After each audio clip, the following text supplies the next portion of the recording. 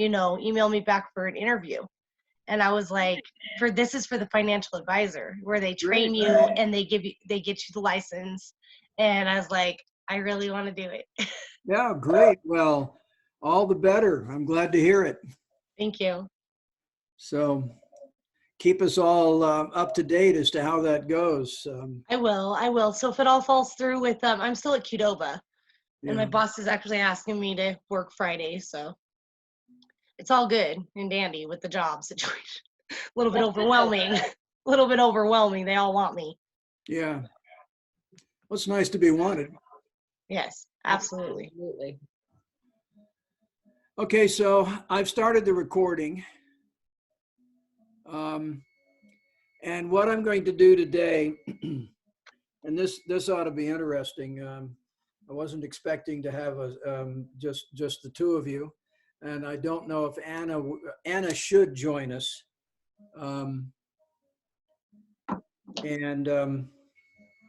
Can you hold on a second? I need to turn something off in the kitchen.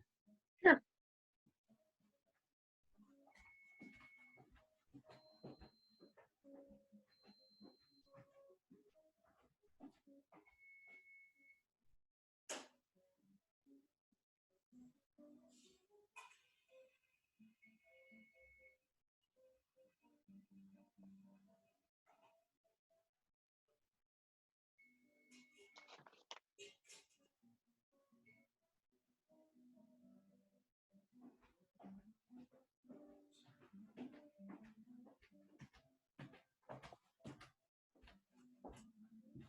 Okay, sorry about that. That's all right. So what I thought I'd do is go through a couple of more of my little pages of explanations. That will include talking about how we deal with variables with exponents, multiplying and dividing and that sort of thing. Then I want to cover radicals, square roots and cube roots. And then we're going to talk about how we multiply polynomials. We did addition and subtraction on Monday.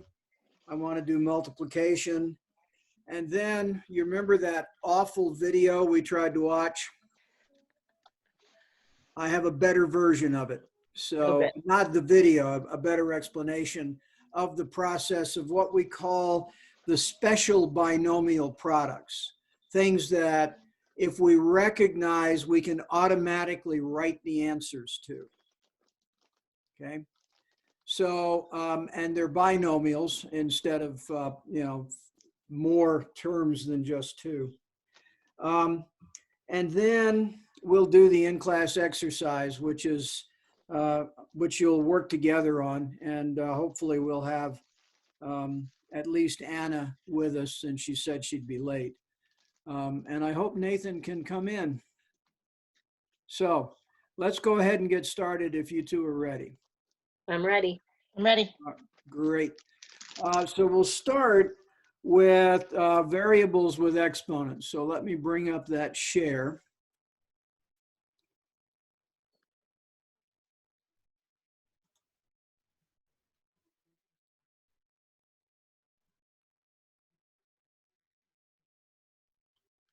If I can find it.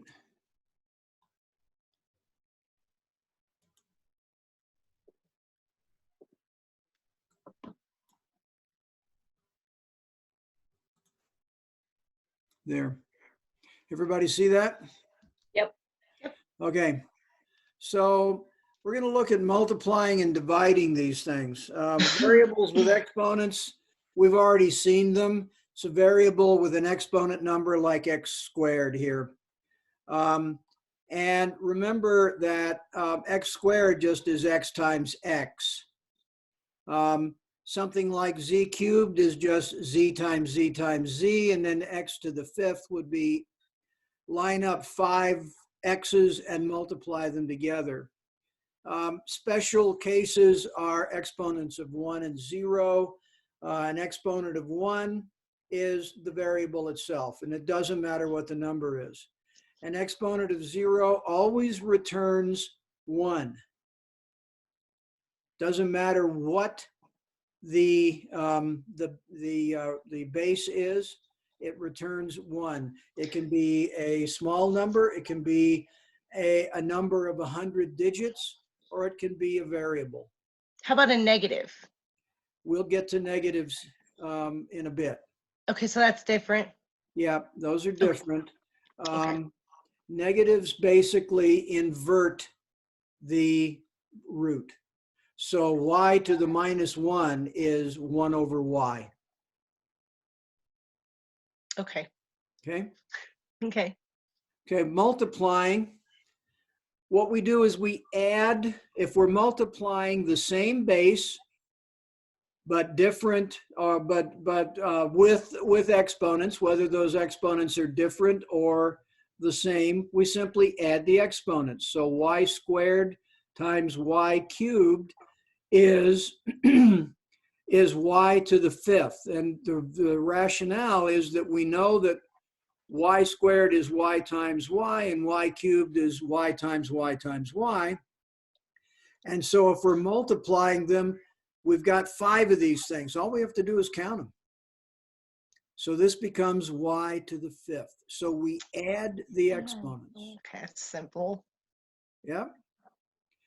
If the exponents if one of the exponents is negative, we just add a minus to the whatever the total is of the others, right? So doesn't matter. So this is this is what we call one of the laws of exponents, which if you're interested in, you can look up.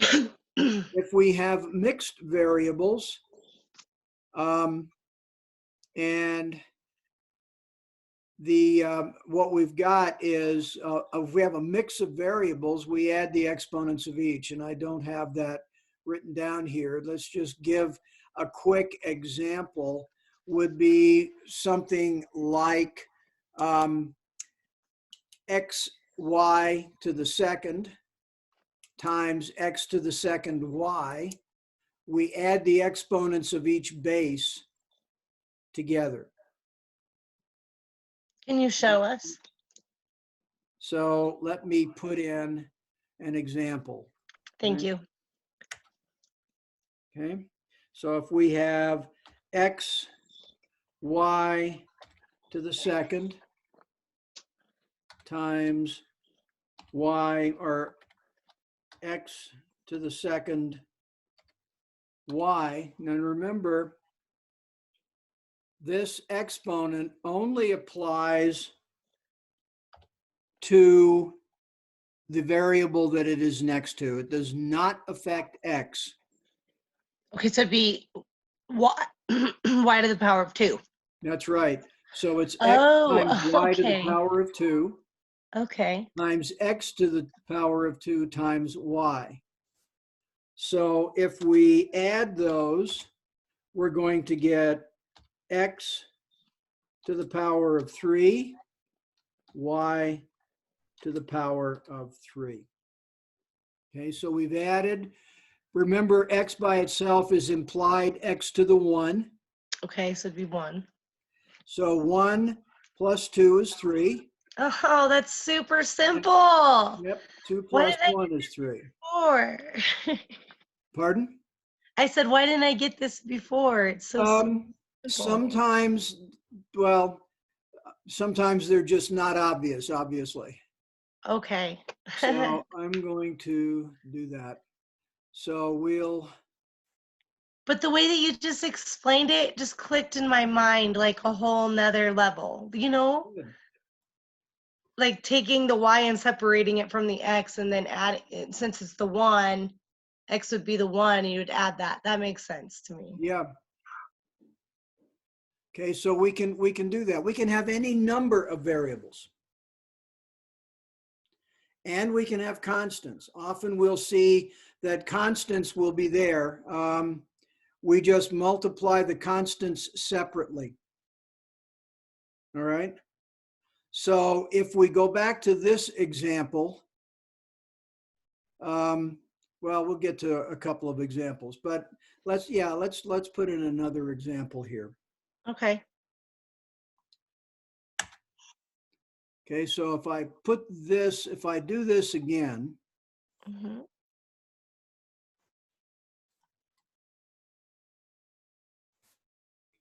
All right, and we'll do it this way. And let's modify it here. So we're going to do, I'm going to stick it into a parenthesis.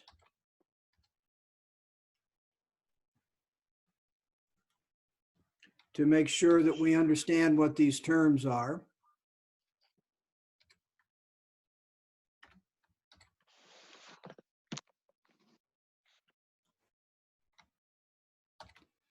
Okay, so whenever we have constants, we simply, when we're multiplying or dividing, we simply multiply them. The constants are multipliers on the variable terms, right? So when we multiply, we're going to get 3 times 2 is 6. That makes sense? Yeah, 3 times 2 is 6. I'm gonna just, I'm gonna write it down Right. so I know, so I can see it and And visualize again, it. after class or possibly while you're working on the in-class activity, I'll be posting all of these worksheets that I've put together in the shell. Okay. So Jennifer, is this all making sense to you?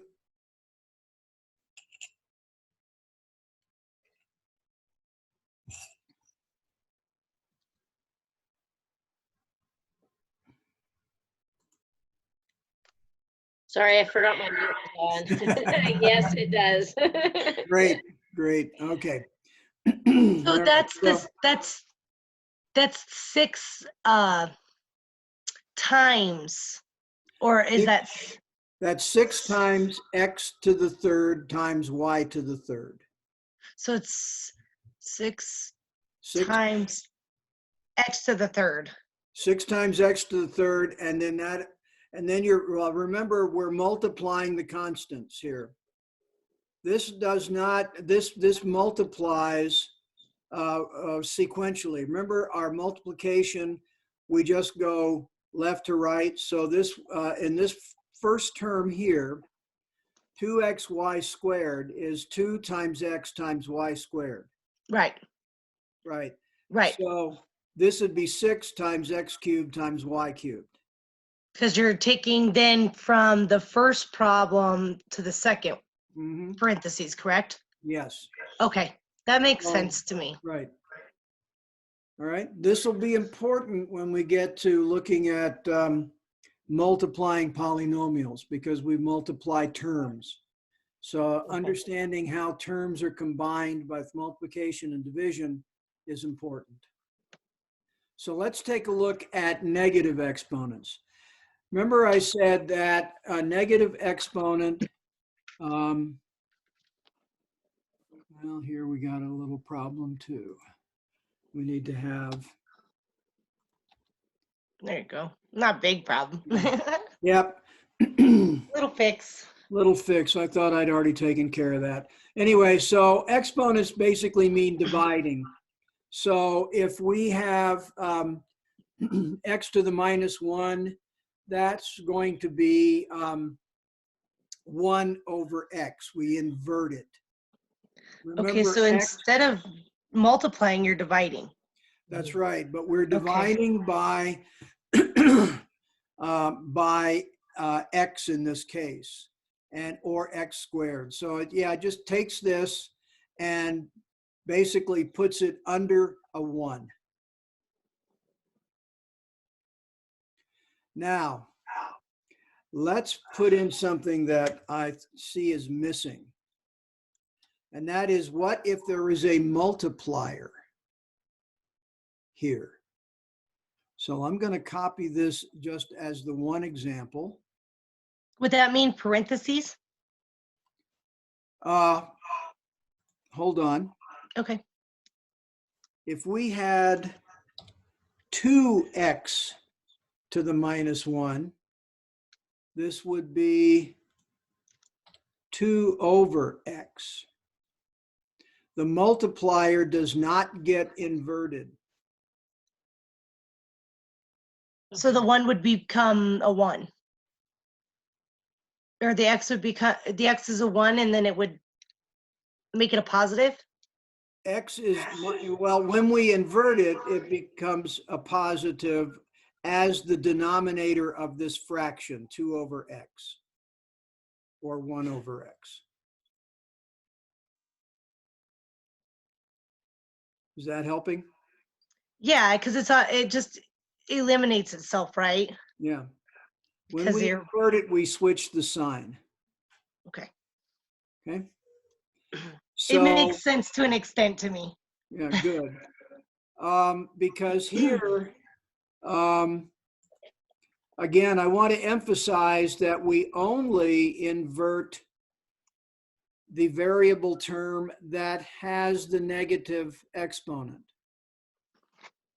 So let's take a look at another one here. Let's see, I want to get rid of that. Okay. Not sure why that's there. Let's put in another. I'm going to have to do this the hard way. Since it's not doing what I want. Cooperating. How dare it? So let's look at another example where we have a mix. And let's make this 2x to the minus 1 times y. And I'll have to fix this as,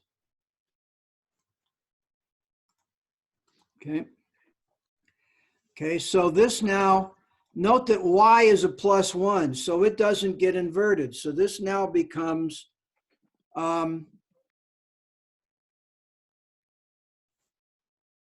2y over x. So remember, the only thing that gets inverted is the variable with the negative exponent. Everything else stays on top of that fraction.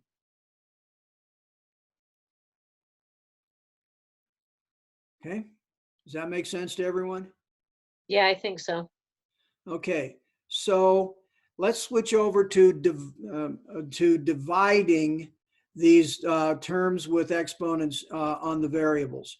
So how do we divide y cubed by y squared? So if we write out all of the multiplied steps, the multiplied form, we've got y over y. So all we do is cancel out the matching y's in both the numerator and the denominator, and we get y over what we are left with y. If we take out these two pairs, we're left with y. So y to the third divided by y squared is y. So basically what we do is subtract the exponent on the numerator, we subtract, or rather the exponent on the denominator from the exponent on the numerator. So we're the numerator being the top number, denominator bottom number. So all we do now, if we want to do this, we simply subtract those. Another way of looking at it is that when y squared is the denominator, we can rewrite that as the numerator times the denominator, but with a negative exponent. And then we're simply adding 3 and minus 2, which is still 1. Okay. Let me check. All right. Nothing. Haven't heard from Nathan yet. All right. Does that make sense? Yeah. So we just subtract these things. So we just, okay, and here's an example that's written out with several variables. We've got x cubed y z squared as the numerator, and xy squared z squared as the denominator. So we can have that as x to the 3 minus 1, right? That makes sense. We've got 3 here and we've got 1 in the the denominator, 3 minus 1, y to the first minus times y to the minus 2, because this is in the denominator, so we subtract 2 from 1. And z, we have z squared. These are exact terms, so it's 2 minus 2, which becomes z to the 0, and remember, anything to the 0 is 1. So we're left with x squared y to the minus 1, which we can write in the fractional form, x squared over y. Okay, so it doesn't matter how many variables are there. The rule is just keep on, always subtract the exponent in the denominator from that in the numerator. And remember, these are all being multiplied together. Okay. After you've done this a few times, you can actually do this fairly quickly in your head. Wait, how do you right- get the 3 minus 1? Okay, we have 3 here. Uh-huh. Remember, we subtract the exponent on the denominator. Remember, Okay. this is x. This is implied as x to the 1. Okay. So we're subtracting this exponent from From the power. Okay. Okay. Okay. Okay, so it's Subtracting 3 the power, or subtracting the exponent from the power, which You is are- 1 in this case. Yep, and well, exponent and power are equivalent terms. You're subtracting one exponent from the other or one power from the other, either one. Okay. So Either- it would be either one. 1 x. X would be the 1 though. In this case, on the bottom. And the bottom, it's x to the 1. Anytime Okay. you see no exponent, it's the implication is the exponent is 1. Okay. Okay? Okay. Okay, we still don't have. All right. So another way to look at that is this. We can write these things out. X times x times x times y times z as the numerator. The denominator becomes x times y times z. And remember, we can just cross out those that appear on both numerator and denominator. For some reason, that's easier on my eyes and brain to soak in. That again, as I've said before, do it the easiest way you can for you. Okay. Because, unless you're a theoretical mathematician, the only thing important is getting the right answer.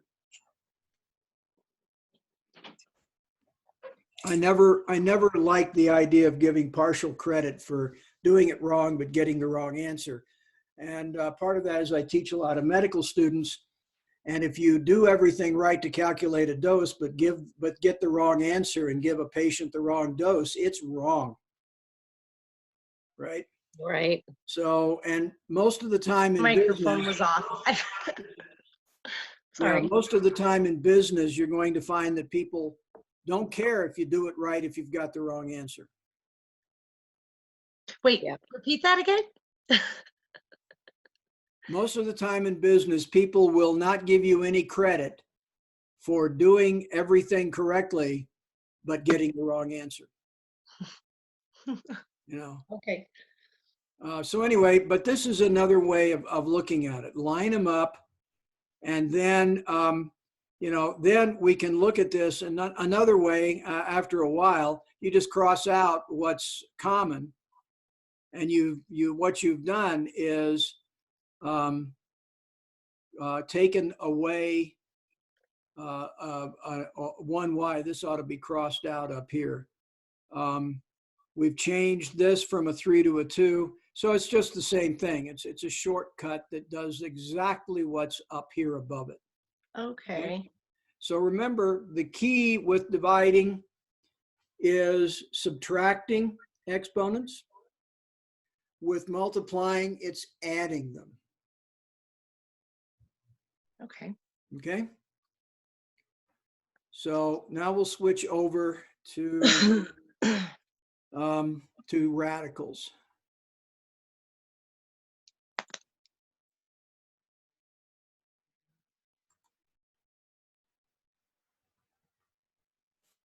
And I want to go over, stop doing this to me. Here we go. So let's look at radicals, square roots and squares, okay? And you'll have a version of this when I get finished massaging it. I'm going to take out some things here. We all know how to square a number. You simply multiply it by itself. So if we look at this, we're multiplying 3 times 3 and we get 9. We have a list here of the squares. These numbers are called perfect squares, meaning they are squares of integers. Okay. So what happens when we square a negative number? Remember, we're multiplying it by itself. A negative times a negative is a positive. Okay. So we get that. It's the same thing. And we're going to get to a little variation here. Squares, it's the same thing as 5 times 5 is the same thing as minus 5 times minus 5, because we've switched the sign. And that's different from 5 times minus 5. 5 times minus 5 is not a square because they're not the same number. Minus 5 and plus 5 are different numbers. Right? One's positive, one's negative. Right. So they're different. Yeah. And squares have to be the same. So, but the square root is somewhat just the reverse. So if the square of 3 is 9, the square root of 9 is 3. Okay? So a square root is a number, it's a value that can be, the square root of a number is a value that multiplied by itself gives you the number you started with. Okay. So we have a few squares and square roots here. 4 squared is 16. 4 is also the square root of 16, etc. We can do this with decimals as well, except that you're going to have a decimal result. Now, if you're asked to determine the square root of a decimal number, use your calculator. There are cumbersome methods that only a math nerd can love for doing this by hand, and I don't expect you to do that. God gave us calculators for a reason. Gotcha. So we can square these things, and this little thing I can't get duplicated into a Word document. But obviously, if we get to 10.21, the square root of that is 3.2. Now, part of the problem is that in many cases, the square roots are only approximated because they are actually what we call irrational numbers, meaning infinitely long decimals that do not repeat, right? And they cannot be represented easily by fractions. Some can approximate it, but the irrational numbers cannot be exactly duplicated by fractions, which the rational numbers can. Okay. So what happens, we talked about the idea that a negative can be squared to give a positive, but the positives can be the positives of that negative can also be squared to give the number. So from a mathematical standpoint, the square root of 25 can either be minus 5 or plus 5. So when we're asked to determine the square root in algebra of a number, we say we have two solutions, minus and positive. So you'll see that. So if x squared equaled 25, you would take the square root of both sides of that equation. That is another legitimate operation, and that you do it to both sides, the equation remains, but you have two possible solutions. And you list them both, because you cannot tell from the information given whether it's positive or negative. Okay. So the symbol is this little almost check mark. We call it a radical. And so radical 9, or this symbol 9, if there is nothing here in the little check mark right outside the mark here, it means square root. If there's, thank you. Can you repeat that? I'm sorry. Okay, this is this symbol with nothing in the crook of the check mark. Okay. Is always seen as square root. Square root. Okay. Yeah. A cube root, we'll get to what a cube root is in a minute, but. Hey, Michael. You're here, Nathan. Nathan is Excellent. here. Thank you. I had a problem with my computer though. This morning. Yeah. Okay. Sorry. Well, I'm glad you could make it. I'm glad too. So good. We have, right now we just have Harley and Jennifer. Anna's said she'd be late, and Angela will not be with us today. So we're just going through now some radicals. Later on, you can listen to the first part of the recording. Hey, Harvey. Hi. Good morning.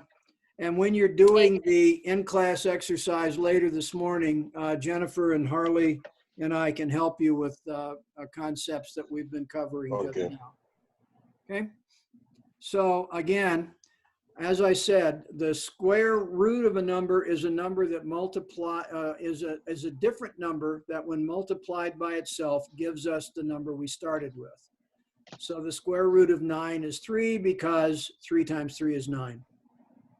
But but 3 times 3 equals 9, but minus 3 times minus 3 also equals 9, because it's a negative multiplied by a negative. So when we are solving and finding the square root, there are two possible answers, positive and negative. We give them both. Okay. So the square root of 36 is 6 or minus 6. Okay. So we have something we call perfect squares. These are integers, the squares of the integers, meaning perfect in this case means there are no decimal places in it. They're integer numbers. So we can do this all the way up to as far as you want to go, and every number can be squared. So when we are working on square roots, what I suggested is we have here, and and it's shown in this, and I probably won't include that in the version of this that I post. There is a method, trial and error, basically. There's also a less trial and error, but no different than just trying various numbers. We can, if we look at the square root of 10, we know that it's somewhere between 3 and 4, because 3 times 3 is 9 and 4 times 4 is 16. The 10 is between 9 and 16. So the square root of 10 has to be between 3 and 4. Or minus 3 and minus 4. Don't forget that. Okay. So we can try some numbers, and we can start approximating them. Right here, we find that it's somewhere between 3.1 and 3.2, because 3.2 is 10.24 and 3.1 is 9.61. Calculator will give you this number. Calculator will stop for a while But this is an irrational number, meaning that it's an infinitely long decimal that never repeats itself. So the calculator answer is an approximation. The more digits, the closer you get to 10.0. But your calculator can only approximate that. Generally speaking, we'll stop at 2 decimal points. And remember the rounding rule. If the third decimal point is 5 or more, we add 1 to the second. If it is less than 5, we drop the rest of the decimal. Doesn't matter what else is behind that next decimal point, that next place. So we just look at this third decimal place, and if it's 5 or more, we add 1 to the second, and if it's less than 5, we drop it. Because we can't run an infinitely long number. Okay, so I'm not going to go through calculating that. Okay. So let's then quickly go to cube roots. Let's see. Where am I finding? Yes, cube roots.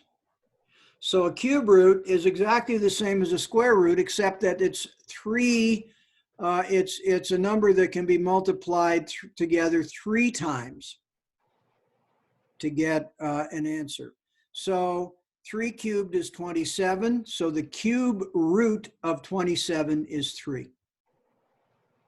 Okay. Not plus or minus 3, but 3. Now, so again, we have that answer. We have these are perfect cubes, the cubes of the first 6, 7 actually, including 0 integers.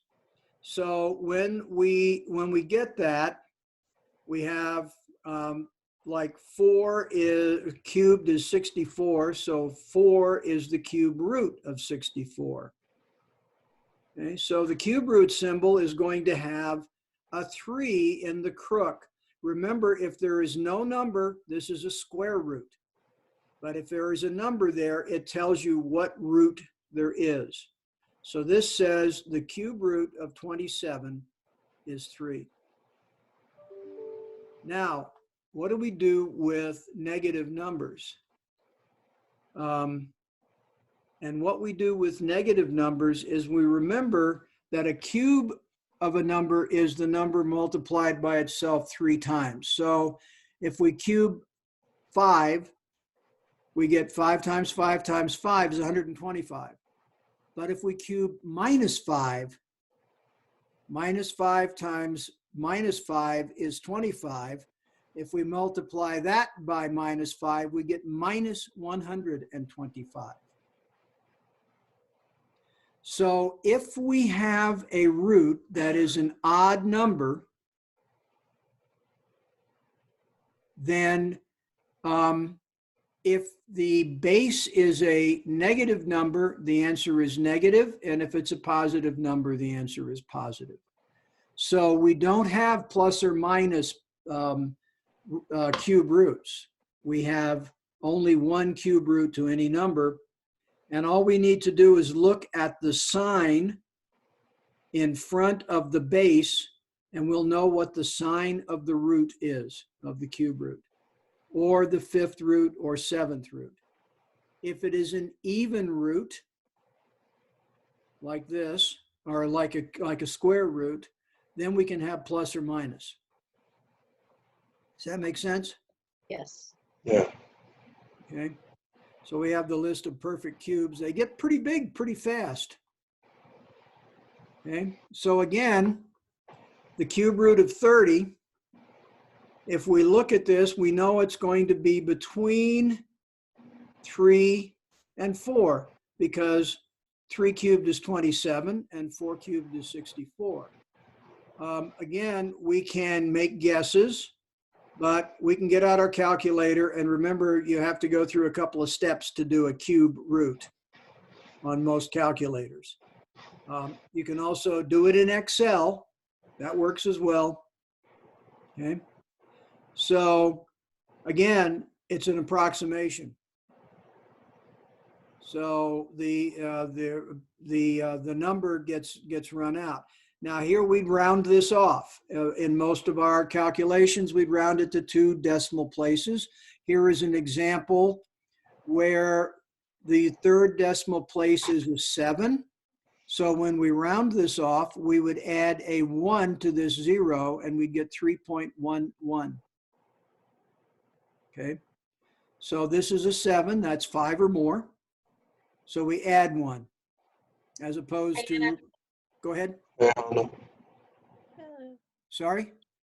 Hi. Oh, hi, Anna. Welcome. Glad you could make it. Yeah, sorry. I've been having No things. problem. No problem. So here, here's an example. You can, again, you can go back and look at the recording later.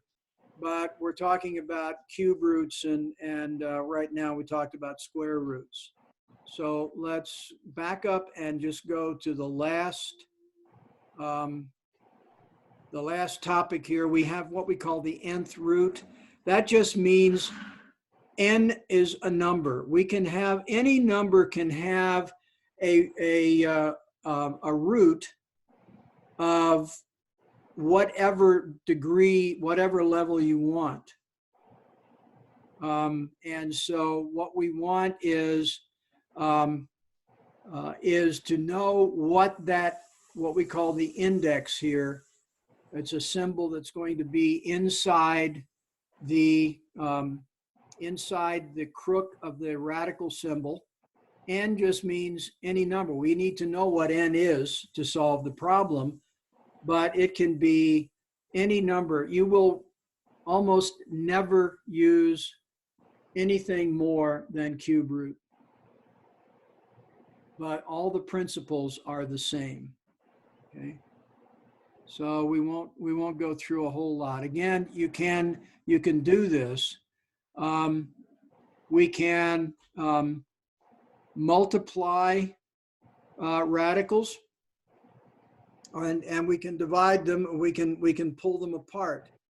For example, if this were the square root of AB, we're going to leave the n there, but I'll just, if it's the square root of AB, then it's the square root of A times the square root of B. So again, AB means A times B, and radicals can be multiplied together if they have the same index. You can multiply the cube root of A times the square root of B, but that's where it stops. You just write it out that way. You cannot add or subtract the indices, the indexes here. So the cube root of 128, for instance, becomes the cube root of 64 times 2. Okay, because we can divide 128 by 2, we get 64. We know that 64 is 4 cubed. So then we can separate this out. This becomes the cube root of 64 times the cube root of 2. And we simplify this then to 4 times the cube root of 2. So that's just a mathematical kind of thing. So I'll have a few things in the resources at the end of the class. Okay. So does that all make sense? I hope.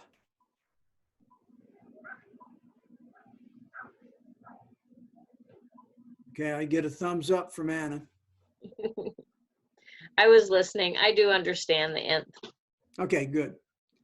So let's go now and talk about how we multiply polynomials.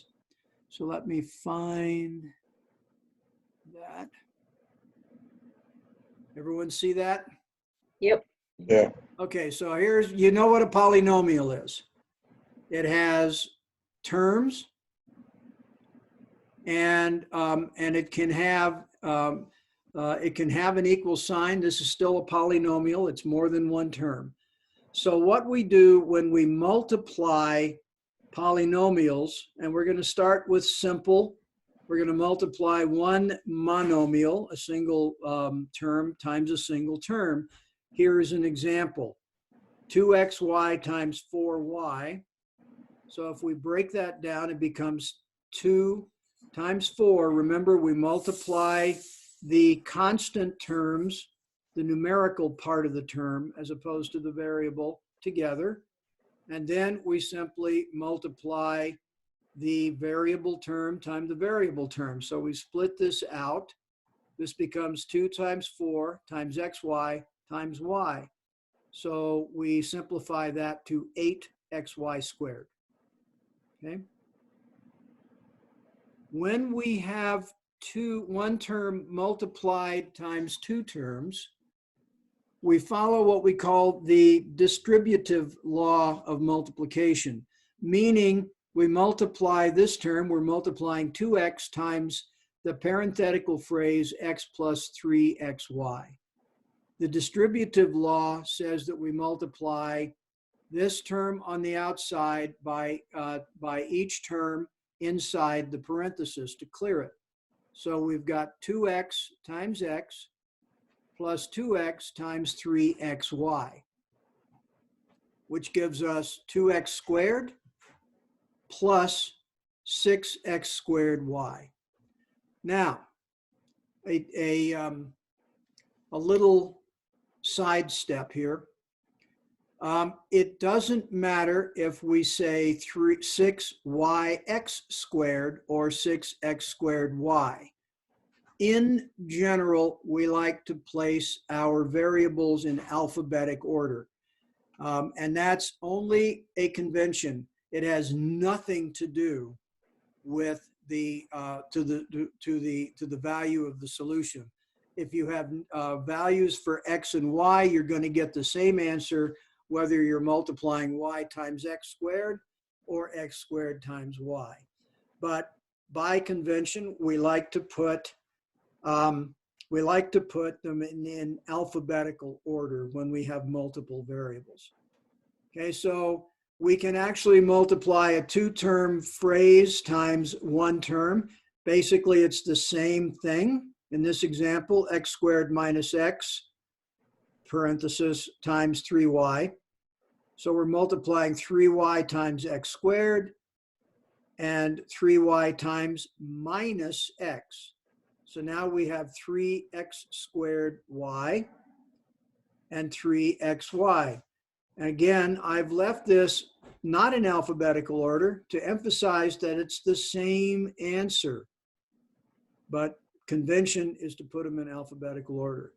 Now we have one of the keys, and this is an important part. One of the keys is to get to two terms times two terms. The important thing, and there's a lot of stuff here, but the important thing here is that we multiply, we set it up as two parenthetical phrases, and then we multiply each term. We generally start on the left. This is our typical left-right. We multiply each term in the left-hand phrase times each term separately in the right-hand phrase. And then so we do A times C plus A times D. And then we do B times C plus B times D. Now there's a term we use here called FOIL. And that means firsts, outers, inners, and lasts. Okay, so firsts are the first two terms of each parenthetical phrase. Okay, outers are the outer terms of the two phrases. So firsts here would be A and C. Outers is A and D. Okay, inners, we've got the two in the middle, B times C, and then lasts, the last member of each of these phrases. This works out pretty well, gives us exactly the same answer. So multiplying the firsts gives us AC, the outers gives us AD, the inners BC, and the lasts BD. It is one way to remember this: firsts, outers, inners, lasts. It works very well for the product of two binomials. Doesn't work if you've got higher. Does that make sense to everyone? Yeah. The key is to make sure that you've multiplied every possible combination. It gets a little more complicated when we have two terms in one and three in the other. This is a binomial times a trinomial. Okay. Just FOIL doesn't work, but again, the key is multiply each term in the first by each term in the second. And it does, again, it doesn't matter which order they're in. Again, I like to set things up and make them easy for me by putting the binomial first. Now, if you're multiplying two trinomials, that is irrelevant. But you can have any number of terms. So again, here we're multiplying x times 2x, then x times plus 3y, and then x times minus 5. Okay, then we're multiplying a times 2x, and a times plus 3y, and then a times minus 5.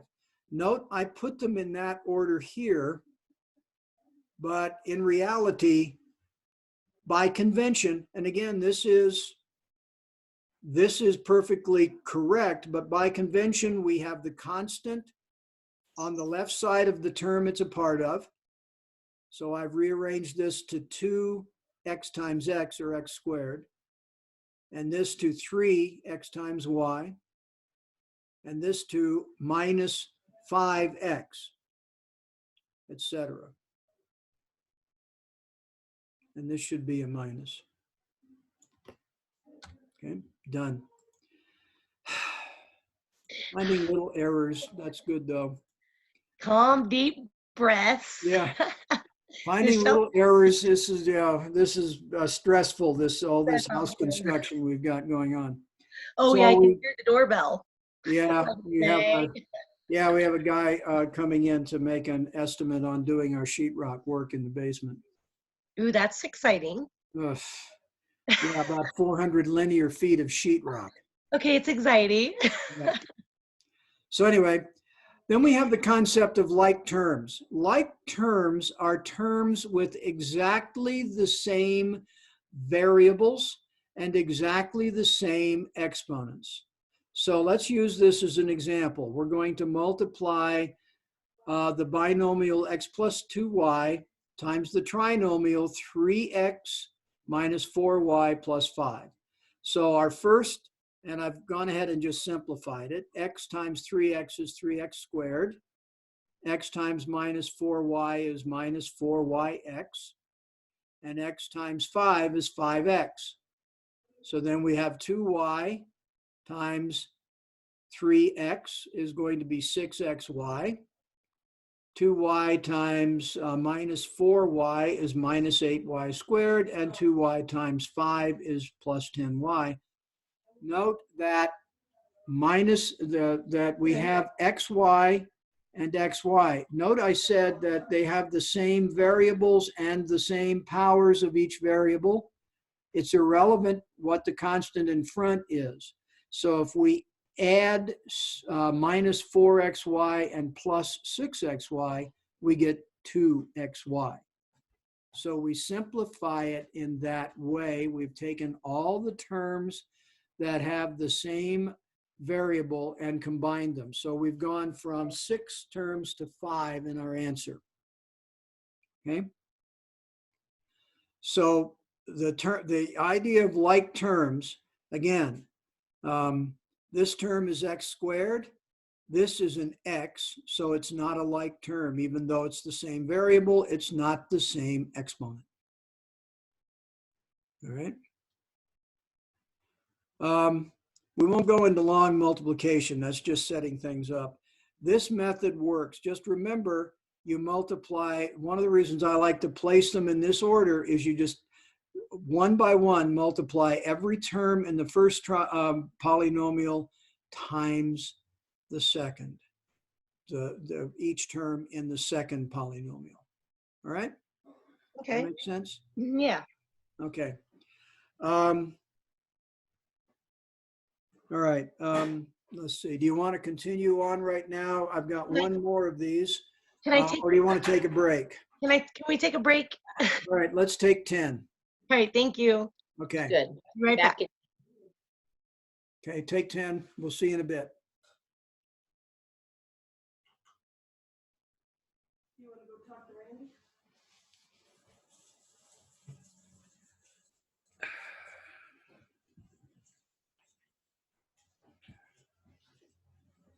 Well, is Scott here? No, Scott is not here. No. Randy is downstairs doing whatever he's doing. You want to go talk to Randy?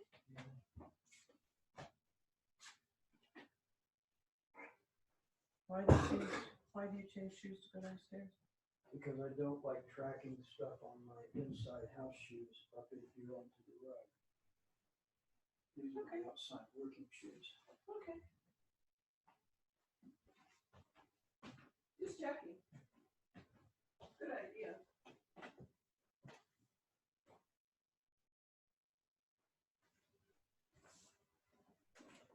Okay. Hi, I'm Mike. I'm Mike. I'm Randy. Nice to meet you, Randy. Yeah, good idea. Okay, so we got. I showed him everywhere. There's one area that I don't know if you.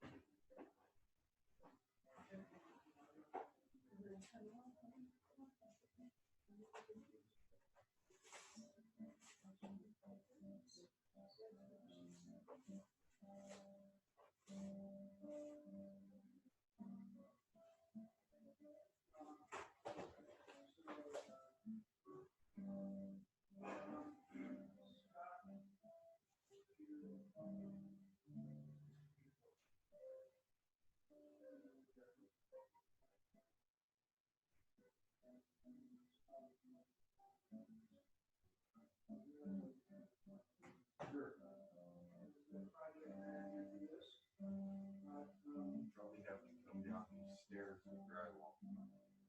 Yeah.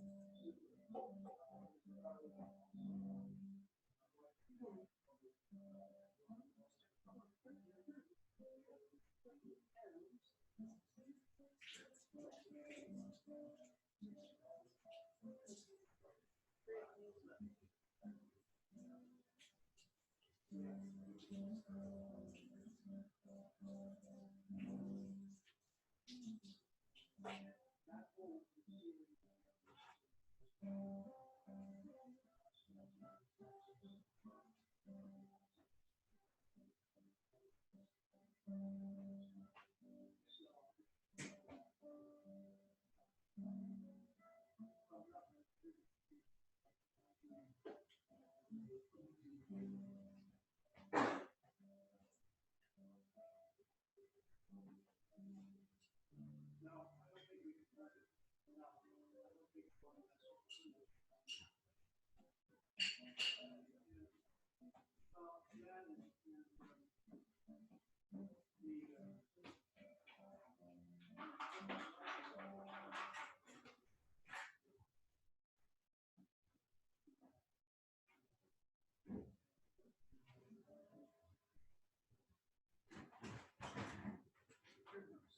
morning, come in, come in. Hello, hello, hello. There's basement, basement. Okay, thank Take a you. deep breath.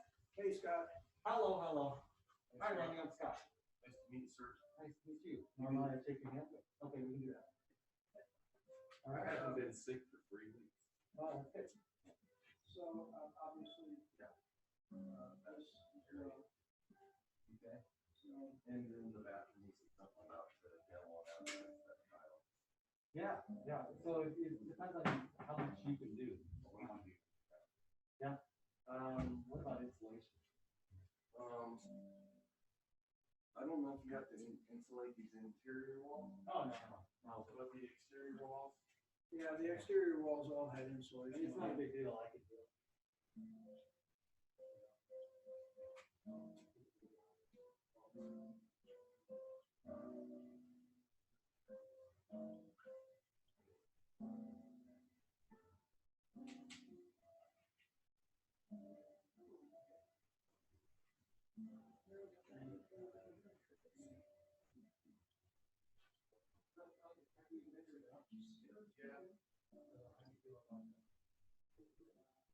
what's normal?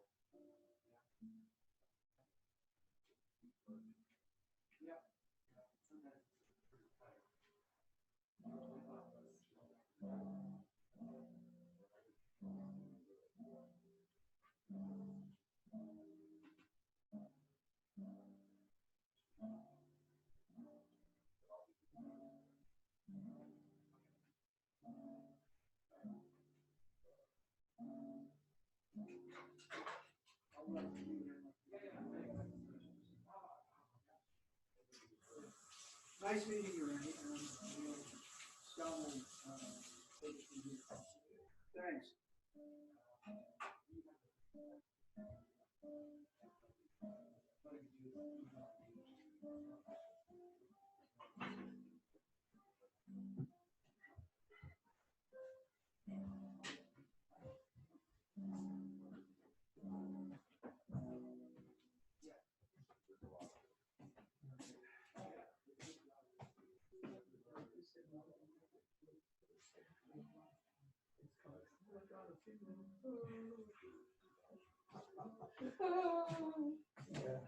You want any more coffee? Yes, I think I do. Go to the bathroom and go back to my class. You want your coffee now? Please.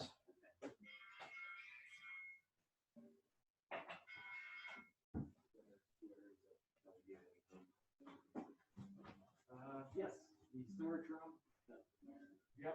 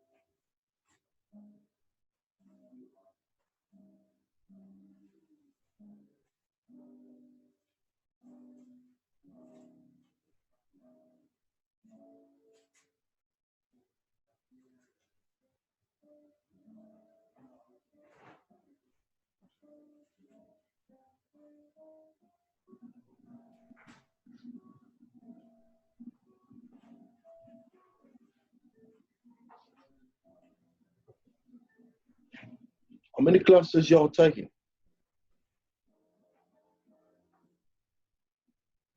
How many classes?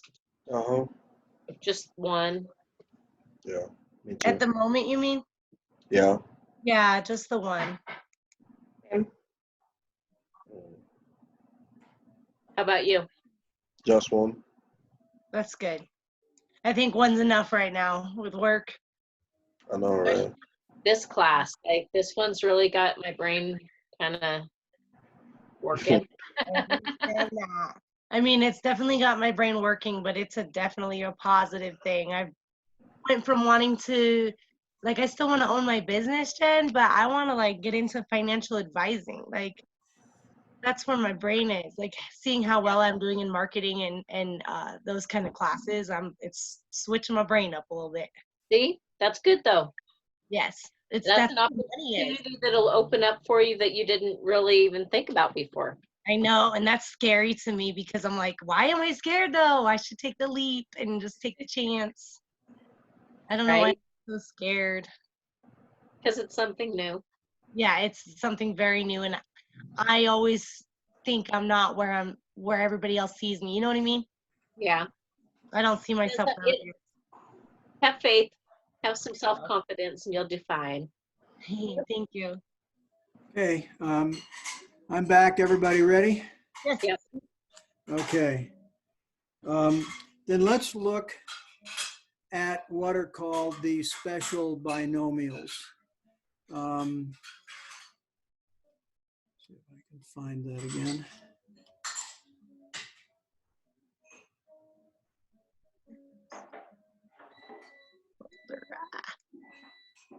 Oh, there we go.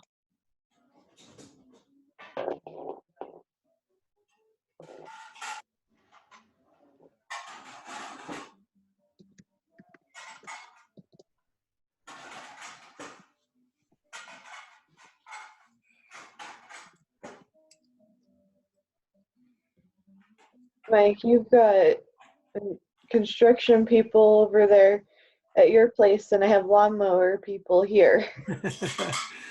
Okay, So, yeah. So let's make this bigger. So again, let's take a look at these. This is related to that video we tried to watch on Monday that was so poorly done. We're going to look at what we call the special binomial products. There are three cases of binomials that have some common answers that we can use. So again, a binomial is two terms, but let's look at this. We're going to talk first about the product we're going to talk about the products of these things. And product is just another word for multiply. Okay. So the product of x and y, is xy, which is x multiplied by y. Same principle here. The product of the phrase a plus b times the phrase a minus b is that exactly. We multiply them together. So let's look at multiplying a binomial by itself. In other words, squaring itself. We get, if we look at a plus b, that particular phrase squared, it's a plus b times a plus b. Now using FOIL from the last thing we were reading, we get multiplying here. We get, let's get both of them there. We're multiplying a times a and a times b, and then b times a and b times b. So we get a squared plus b squared plus ab plus ba. Ba and ab are the same. So we add them up. We get a squared plus b squared plus 2ab. Now, by convention, we put the square of the first term in front and the square of the last term in back. So we arrange this to a squared plus 2ab plus b squared. Is everyone with me? Okay. Another way of looking at that is to set up a little block where we have a and b on one axis and a and b on the other, and we simply multiply. We've got a times a here, a times b here, a times b here. Thank you. And yes, thank you. And b times b. So we can look at it as just multiplying these things like a number table. You know, 1, 2, 3, 4, 1, 2, 3, 4. The products of each of those occupy their own little square. Well, we have the same here. So what happens if we change the sign of one of those things? We're going to multiply a minus b by itself. So again, using the FOIL method, we get a squared plus b squared minus ab minus ba. So we know that they're the same. And we rearrange this then to a squared plus b squared, or a squared minus 2ab plus b squared. Note the only difference between multiplying the a minus b and multiplying a plus b is that at the end, the AB term, the 2AB term has a different sign. Positive when it's A plus B, negative when it's A minus B. So we'll add one more variant, which is to multiply A plus B times A minus B. So set that up using FOIL. We get A squared minus B squared. We get minus BA, okay, or minus AB, and then plus AB. They cancel out. And if we multiply A plus B times A minus B, we get A squared minus B squared. Okay, that makes sense? Mm-hmm. Yep. So these are these three cases, and this is something you should just learn and memorize. A and B can be any variable we want. It can be X and Y. It can be M and N. It can be whatever we want it to be. The square of A plus B and A minus B, we call those perfect square trinomials because they are trinomials, and they have this answer holds no matter what A and B are, either of these. The A plus B times A minus B is what we call the difference of squares. So all we're doing is saying this is the same thing as A squared minus B squared. Okay. Okay, so A and B can be anything we want. So let's take a look at using them. We're gonna square y plus 1. So we've got y plus 1 squared. And if we think of this as y plus 1 times y plus 1, and we multiply them, we can immediately look at this and say, this has to be y squared plus 2y, y times 1 twice, plus 1, because 1 times 1 is 1. Does that make sense to everyone? Yep. And maybe I should, I think I will. We'll do it this way.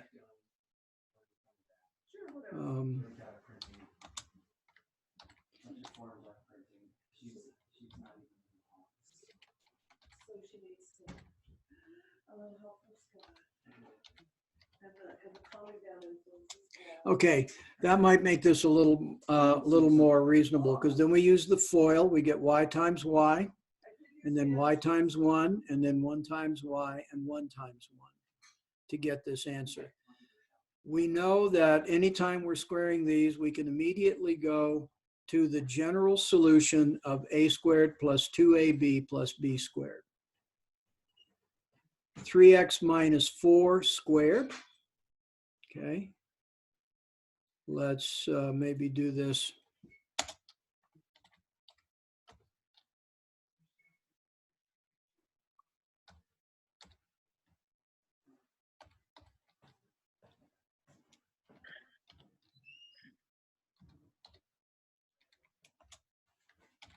Maybe make that a little bit better. But a little clearer. Using FOIL, we get, that should be an equal. Find all sorts of things here.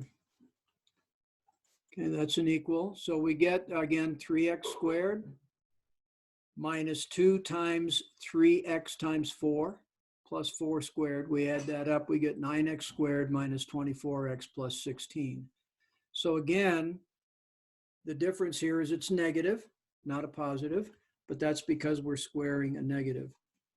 Now, if we look at this and we remember 4y plus 2 times 4y minus 2, since this is a positive times a negative, and each term is the same, 4y and 2, just the difference is plus 2 and minus 2.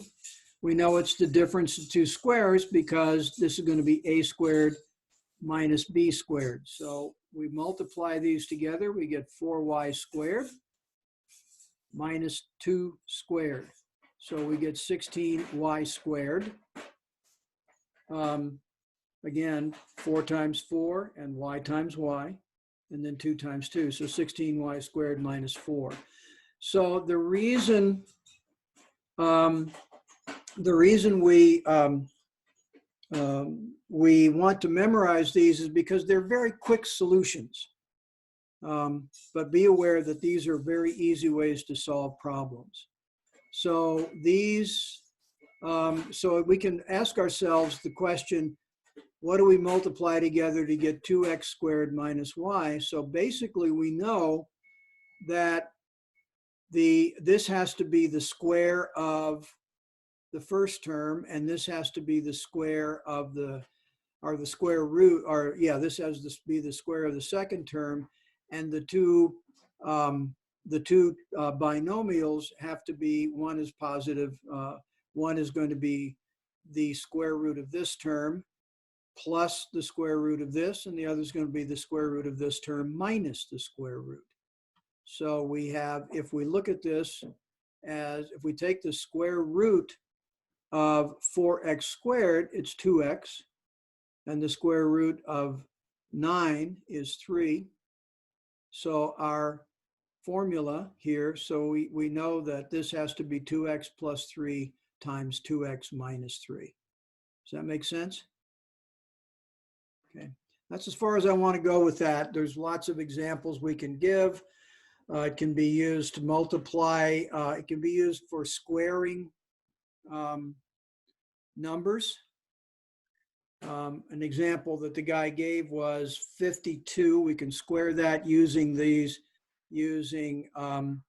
this first formula, the a plus b squared, 50 plus 2 squared. We know that that's going to be 50 squared plus 2 times 50 times 2 plus 2 squared. So we get 2,704. 50 squared is 2,500. 2 times 50 is 100, times 2 is 200, and then 2 times 2 is 4. So that example works for anything. We can do it with 23, for example. So the square root of 20, or the square of 23 is the square of 20 plus 3. So 20 squared is 400.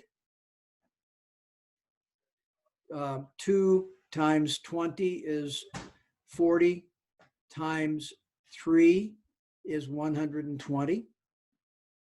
and then 3 squared is 9. So that's 529. Okay, makes sense?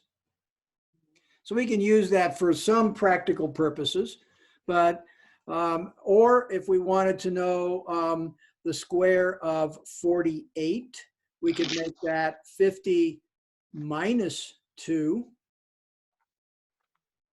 So we'd have 50 squared plus 4 plus 2 squared minus 2 times 50 times 2. Okay. In other words, the 200. So we can square a number using either of these. So that's useful from a fun standpoint, but it can also be useful when you are looking at problems. Now, one thing I suggest when you are looking at some of these problems is remembering a couple of things. We talked about in the radicals, we talked about the square root of 10. We know that it has to be between 3 and 4. So if you plug a number into your calculator and you get a number that's not between 3 and 4, you know you made a mistake. So this is one way we can actually take a look and think about our answers instead of just trusting our technology. Because technology works when it's used correctly. And I don't know about you, but my fingers miss keys all the time. So I can look at something. So I've learned to look and say, that doesn't make sense. And anytime, I call it the sniff test. If it doesn't smell right, you fix it. You look at it again. So think about that when you're solving problems. And I don't expect you to have necessarily a good feel for where the answer should be to everything. But I do suggest that you solve everything twice. And if you can find a way to slightly do it different, maybe do a couple of steps in reverse and get the same answer, you're probably right. If you don't get the same answer, then you go back and check it a third time. Okay? Does that all make sense? Okay. So now let's go back to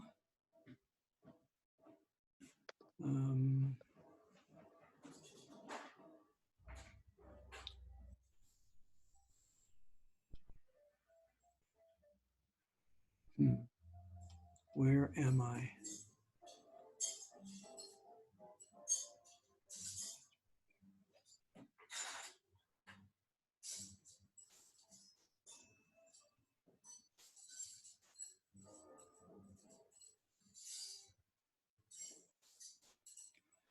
Okay, hang on while I figure out what I'm doing here.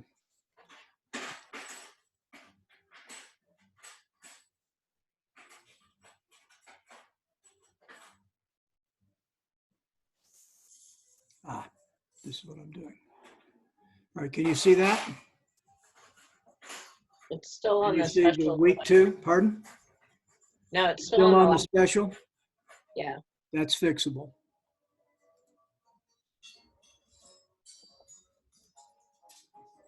There we go. All right, now I'm going to upload the worksheet for today's in-class activity at this point.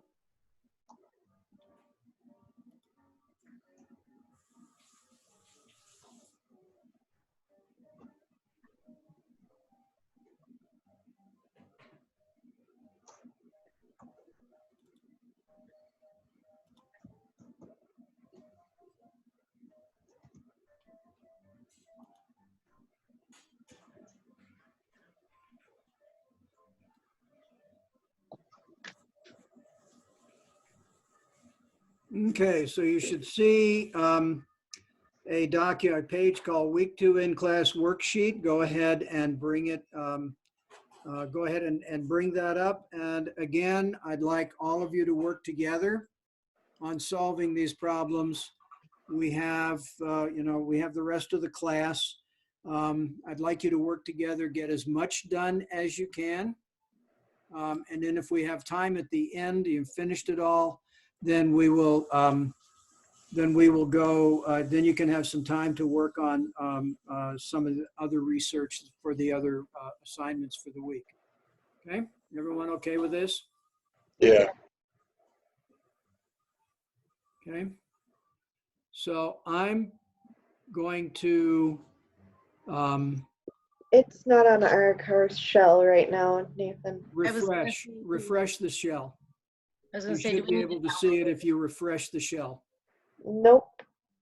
I'm gonna try. It doesn't have any activity sheet connected to it. This is the in-class, correct? Yes, Yeah, in class, Nathan it should and I say, have our own little shell because we're in computer science and technology. Everybody else has. excuse me, right, sorry. Let me, right, I actually have you in 2 different classes. So let me get it into the other class. Sorry about that. No, you're good. That's why I'm not finding mine either, but I think I'm in the wrong, maybe. Oh, worksheet right there. Yep. It's in mine. Yeah, I was in the wrong thing, see? Page is there, it's just no activity sheet connected to it. yeah, Anna and Nathan, I should be able to get it into yours right away.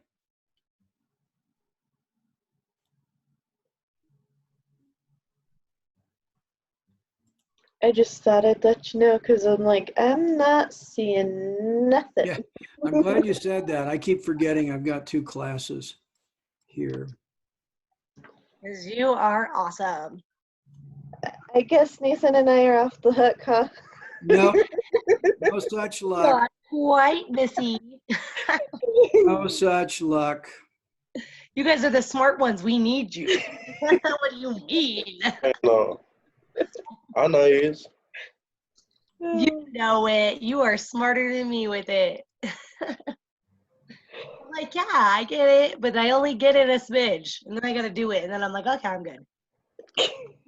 Unless I've had my coffee. And then I'm like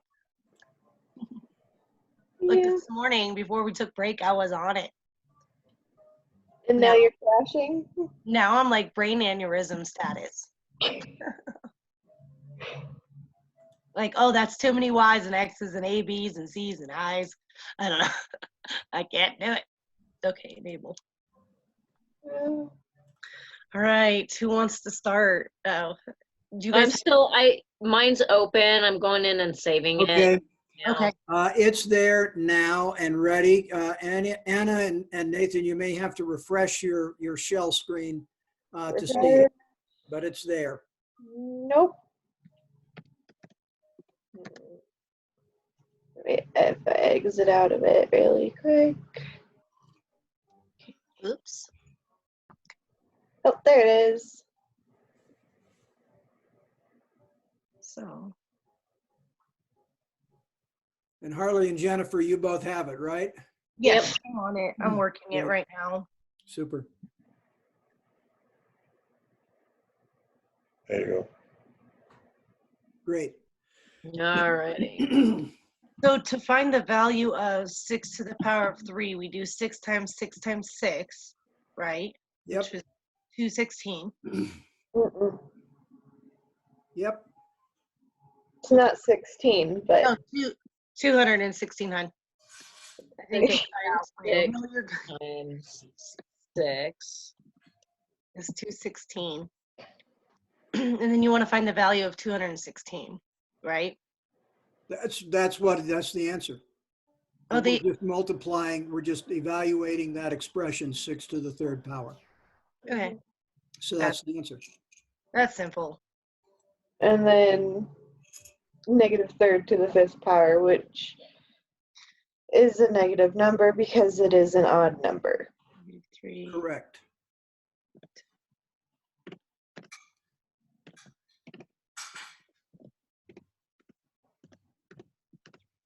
think I did that right. Whoops, except for it's not on the right line. Holy moly. What'd you get, Harley? I gave it up, so give me 1 second, and I'll be right there. Okay. Um,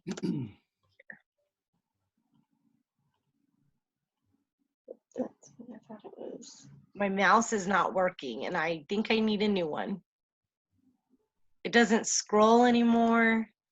Walmart has a really good selection for wireless mouse. Do they? Yeah, I'll have to check it out, girl, because I'm in need. and you won't have to worry about a cord getting in your way. True. Scrolling. So basically on this, you're going to do 3 times 3 times 3 times 3, right? And then, Yeah, you'll do it 5 times. Yeah. right. And then you'll just replace it with the negative. So it'd be negative 243. Yep. Okay, cool. Oh, shoot. I guess that needs to be an equal sign. Okay. And then if it's an Positive. even number, Yeah. or then it's a positive with the negatives. Oh, okay. So if it's a even a negative, it's a positive. Yeah. Okay. With Gotcha. the Are you on number 3? Is that what you're talking about? yeah. We were last class we were told that if it's a negative number or has an exponent and it's a negative, then it's a negative number. So it would be 16. It's Yeah, but wouldn't the number. the exponent, when an exponent is a negative, doesn't that mean that we divide instead of multiply? No. It is. Because what I got from that was 4 times 4, but okay. From what I understand, it would mean basically 4 divided by the 2, wouldn't it? Because it's a negative. Because it's the exponent's a negative. Remember, negative exponents get inverted. Means you invert the number and evaluate the number to a you 1 over. So the x to the minus 3 is 1 over x to the 3. Right? I'd have to see it in order for my brain to actually understand. Yeah, we talked about negative exponents. Can you show us, Mike? Just a second. Thank you. I want to make sure that everything is set up properly here too. Okay.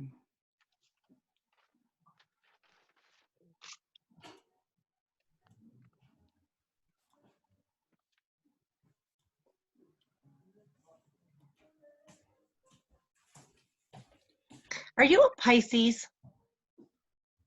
Me? Yeah. No, I'm a Taurus. Oh, okay. That makes sense. Oh, so is your birthday close? Yeah, this weekend. Oh, happy early birthday. Mine's this one too. But I'm a Gemini. When is yours, Jennifer? Well, my birthday is not till November. I'm a Scorpio, but there's a lot of like today's Herman's 90th birthday, and my dad's birthday was the 12th. He's 90? Holy moly. Day. Grandpa's Happy birthday. birthday. Yep. Happy birthday to him. Mine's not till the end of the month. I get to share it with Memorial Day. Yay me.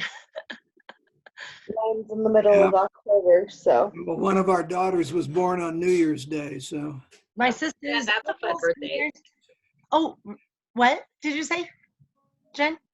I said, that's a fun birthday, New Year's. Oh, heck yeah. I was told when you have a baby on New Year's, you get like supplies, like baby supplies, like Pampers and everything. My sister was born on the 2nd, so my mom didn't get that. Yeah.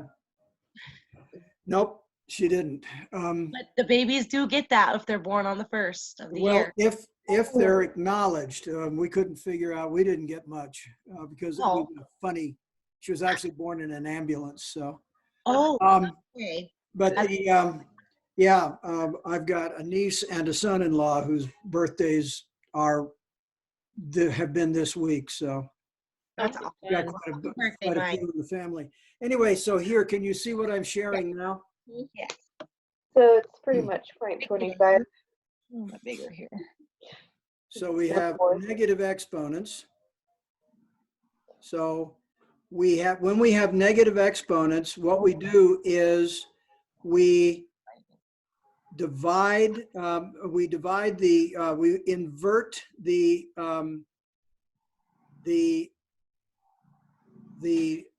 phrase and divide and then treat it as 1 over, this example here is 8 to the -1 is 1 divided by 8 to the +1, or 1/8, and we evaluate that. I haven't done negative exponents for a while, which is why my brain went Sure. on a freeze and a break. Well, it's not something that's intuitive. So 5 to the -3 is basically 1 over 5 to the 3rd. That's the same thing as dividing 1 by 5 3 times. But we can also evaluate it this way. 1 over 5 to the 3rd is 125. Now, okay. So another example I gave earlier when we were talking is if we had 2x to the -2, the only thing that gets inverted is the part of the term that has the negative exponent. So 2x to the -2 is the same thing as 2 over x squared. Okay. And again, if we had 2x squared y, or 2x to the -2 times y, it would be 2y over x squared. So that's what the negative factors, that's what the negative exponent means. We invert the base, but only the part of the base that has the negative exponent. So 1 over, invert means 1 over. Okay. All right. I'm still confused. What was that, Harley? I am just still confused. I'm trying to look at it and figure it out, but. Okay. That's for here is an example of very much analogous to the problem that you're working on. 5 to the -3 is basically 1 divided by 5 to the 3. So oh, I thought that was a plus. My bad. I didn't put my glasses on. I was like, why is if we're yeah. Sorry. Why are we dividing if it's a plus? Yeah, right? I thought that was a plus thing. I was like, why are we doing this though? Explain yourself. So that explains it. All right. Okay. Yes, Okay. that explains it. Great. So we would do. Okay.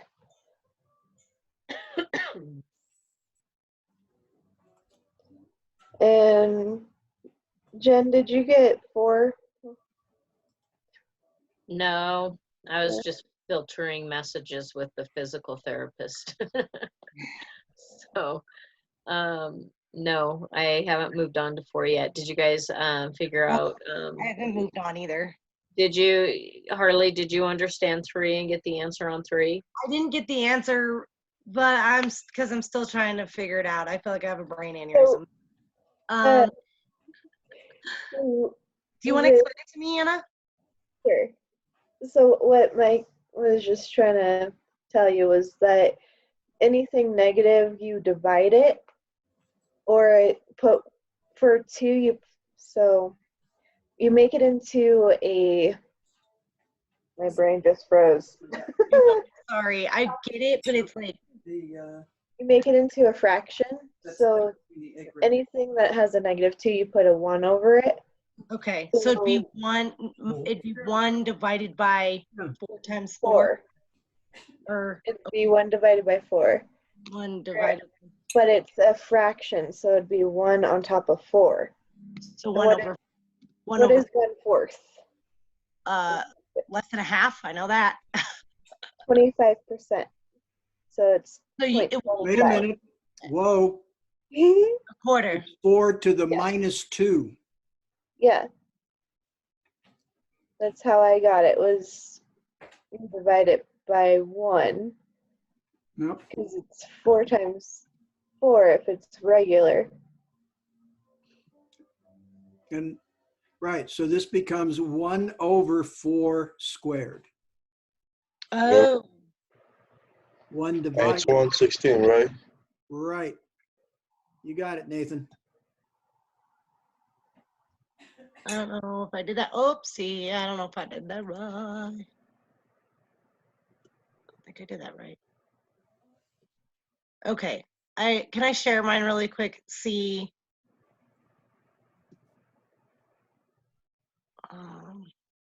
You want to do a share screen? Yeah, see if I did it right. I think I did it by the computer. I know. How you do write the fraction on words? So I just do 1/4, and then I do the the X with the power of button on Word. Right. Use that and then push 2, and then it should make it for you. Can I? Oh, just kidding. So this is how I did mine. Oops. Okay, you can actually share yours if you want, Harley. Okay, thank you. Okay, there. Can you guys see it? Okay. Can you see it? There we I go. can, Nate, can you see how I did that? Yeah. I just did 1/4, okay, and the computer does it for you. Then I go up here, and mine's already pushed in, so, oops, no, it wasn't, I'm just kidding. Why is it? Your 4 is already up in the exponent. It's What's so that? your 1 and 4 are already are little. Yeah, they should go, so they should go down for you. That's what you're saying? And then I do that? Back up and then hit or highlight it and then hit the exponent one. It'll make it regular size. Oops, I just boogered it. All right, you said highlight this. Yep. I need to put the 2 in first, right? No, because the 2 won't be small. It'll be regular size. All right, there you go. Oh my Lord, why does it hate me? You have to make sure that you're not clicking it. Hit Control Z or don't. Control Z. Control Z. And then highlight, correct? Yep. Click on that so it'll make it regular size. All right, do not go. No, there you go. Now go next to it. So click next to it. Okay, now you can go up there and put the 2. Why do you hate me, computer? Do I need to highlight it again? Just highlight 2. Just, no. What you're doing. I know, my mouse is broken. I hate it. And you made That's how I it. did it. And then I hit enter, and it did that for me. It made it for me all small and shoot.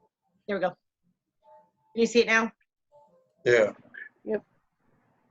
So go ahead and evaluate that. Use your calculator and give a number.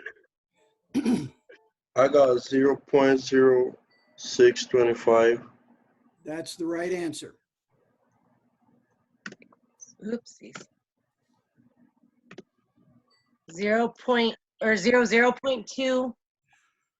0.0625.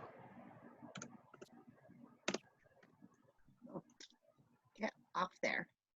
I'm gonna stop sharing this. So I can, it's messing up my computer. No problem. Too many things going on.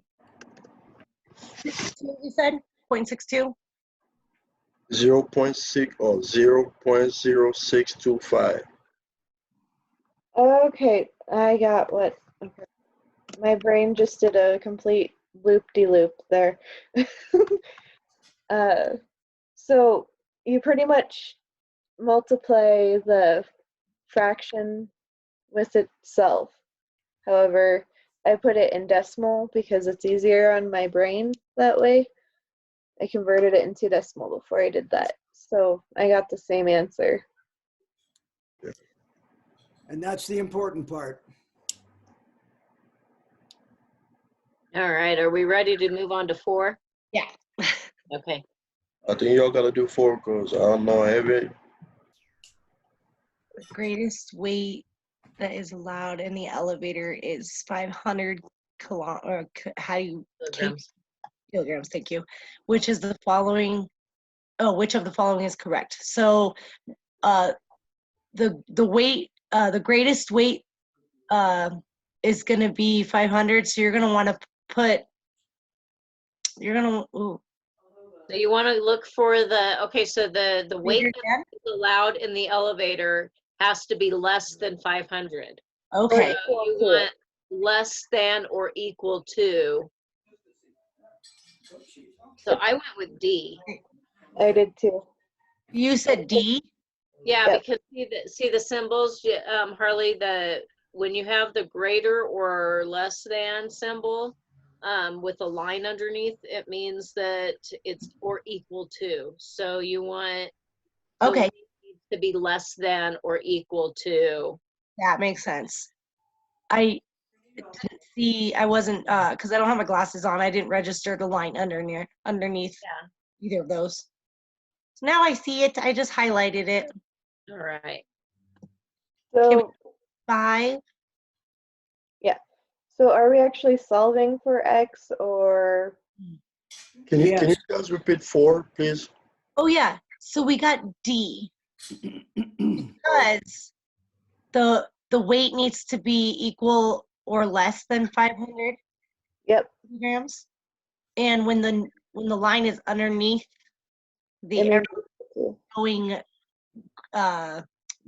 what is that? Less than? Less than or equal to. Yep. Thank you. You're welcome.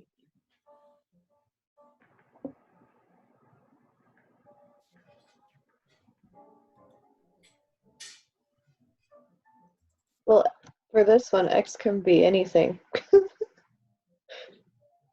Are you on 500? Yeah. Yep. Because so what I did was I subtracted 2 from both sides, and then it could probably be anything because it's greater than 6. Just can't be 2 because it'd be 6. So, and it's not equal to. So you're supposed to solve for X, meaning only one X, right? Mm-hmm. So what do you get for that?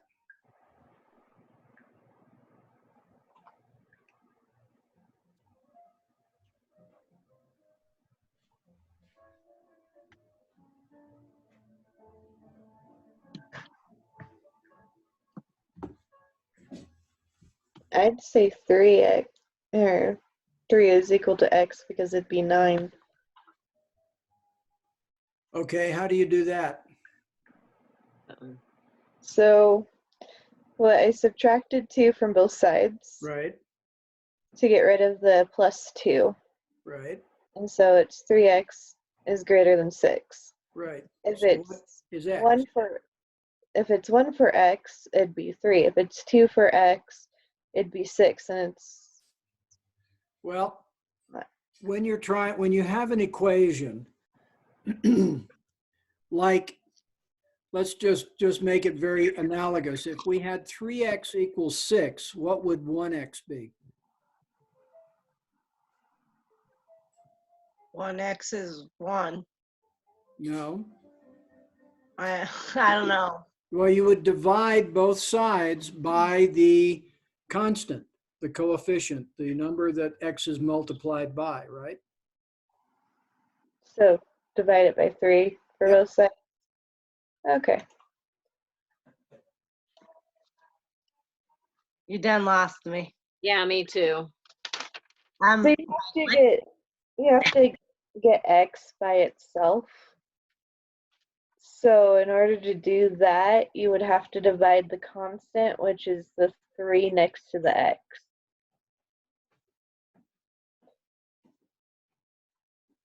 Does that make sense? Nope. No, I'm totally lost on Okay. that. So So you Talking about. So you know how I got rid of the 2? We subtracted 2 from both of the sides, right? no, that part kind of confused me too. Yeah, me too. You Me have too. to do cancellation process. Can you share your screen and show us? Oh, who's sharing? Are you gonna Mike. share, like? I will can you shut share- off the share. Go ahead. Go Okay. ahead, Anna. Okay, give me a second. Got to get to it. There it is. Just that one. Share. So you take away 2 from both sides. I don't understand. Okay, so this Shit. here, this problem here, we have to get rid of this so that x can be by itself, even though it still has the 3. So let me try to explain it in a way that you might understand. So, you know how if this was an equal sign right here, Okay. do this, is that we would still have to take the 2 out of the equation because we don't have anything for x. We don't have the I number don't to put it understand. in. We can put multiple numbers into x. However, it will not equal 8.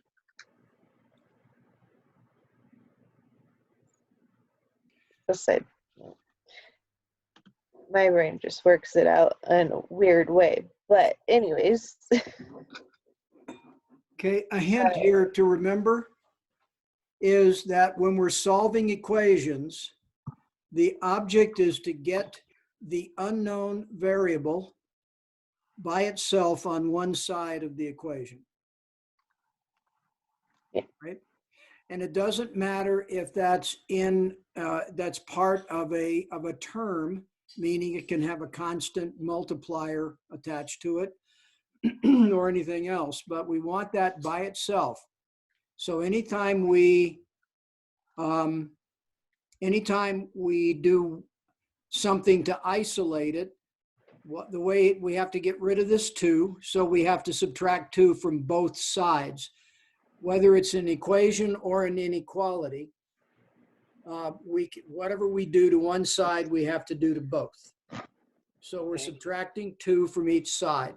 So that's how we get to a step that Anna left out here, which is 3x is greater than 6. We want to know what x is. We have to divide by this factor, this coefficient in front of it, the 3. Okay. So if we divide that by 3, the 3's cancel out and 3 goes into 6 twice. So x then becomes greater than 2. So it's anything over 2. So we have no upper limit, so it can be any number greater than 2, including decimal numbers. 2.001 is greater than 2. So that's how we want to be solving these. And I don't think I've thrown any foolers in, like getting fractional answers. I hate fractional answers, just putting that I'll out there. teach you anything. Now let's go to a reminder on 6. When we multiply or divide an inequality by a negative number, it reverses the inequality. Don't forget that factor. How do I get that that sideways arrow?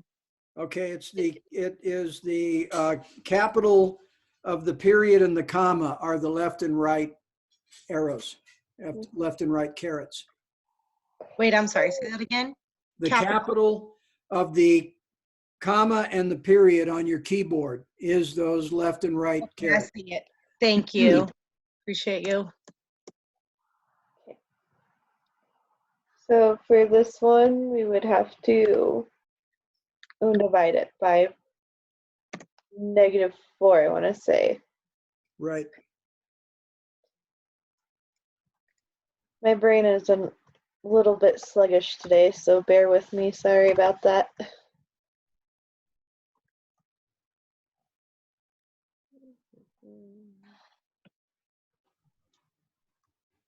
Oh, 4.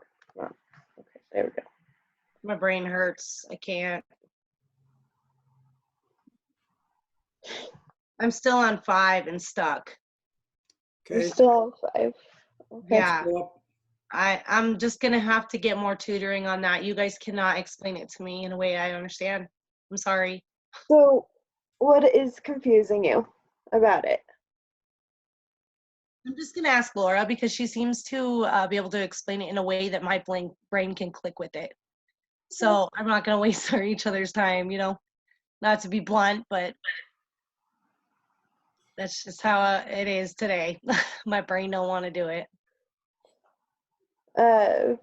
One thing that I've done, so you work in Cordoba, right? Mm-hmm. So if you have if you're trying to figure out how much onions or beans to put into a burrito, that would be X. In order to do that, you would have to cancel out. So like you're taking things out of the burrito to see how much it would be able to put in. Does that make sense? Trying to get that concept, yeah. I mean, Okay. I get that X is what you wanna find the answer. What is X? I get that, but I don't. It's just not gonna click today. It's just not Okay. clicking. So Okay, what Harley? we're doing is we are taking, so anything on one side, we have to do the other, so that way it'll be equal to. Well, although I know this part here confuses people. I would just think of it as an equal sign because we had a couple problems like this on Monday, I want to say, where he was going over with us, and it was the equal, Okay. or last week. But on Monday, we did a couple of these and solved on solving it. Harley, the resources I put in from Monday's class, one of them is solving inequalities. You may want to review that. Okay. Okay. Yeah, just to refresh my brain a little bit. Yeah, I think that Right now. you can do that now, or you can go on with the rest of the exercise. Class. Yeah. We can do it together. I'll review it later and it'll be easier for me and I'm not gonna get frustrated with anybody. I don't want to ruin anybody's day. No problem. all right, and then -12, 4 is 3.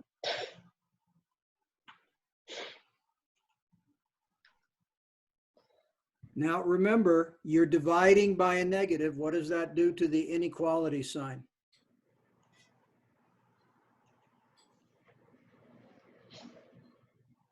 I hate negatives with dividing. Always messes me up. Okay.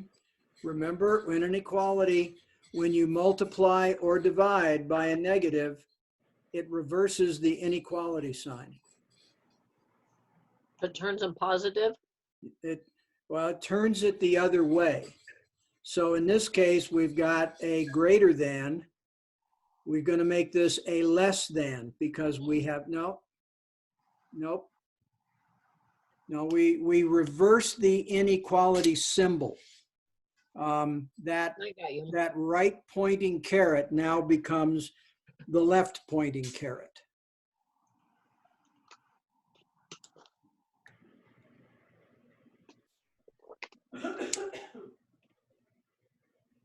There you go. Okay. So that is the wrinkle that's different about inequalities. Because, but you're basically reversing things when you multiply or divide by negative. It doesn't have, subtracting or adding does not affect the sign, but multiplying and dividing do.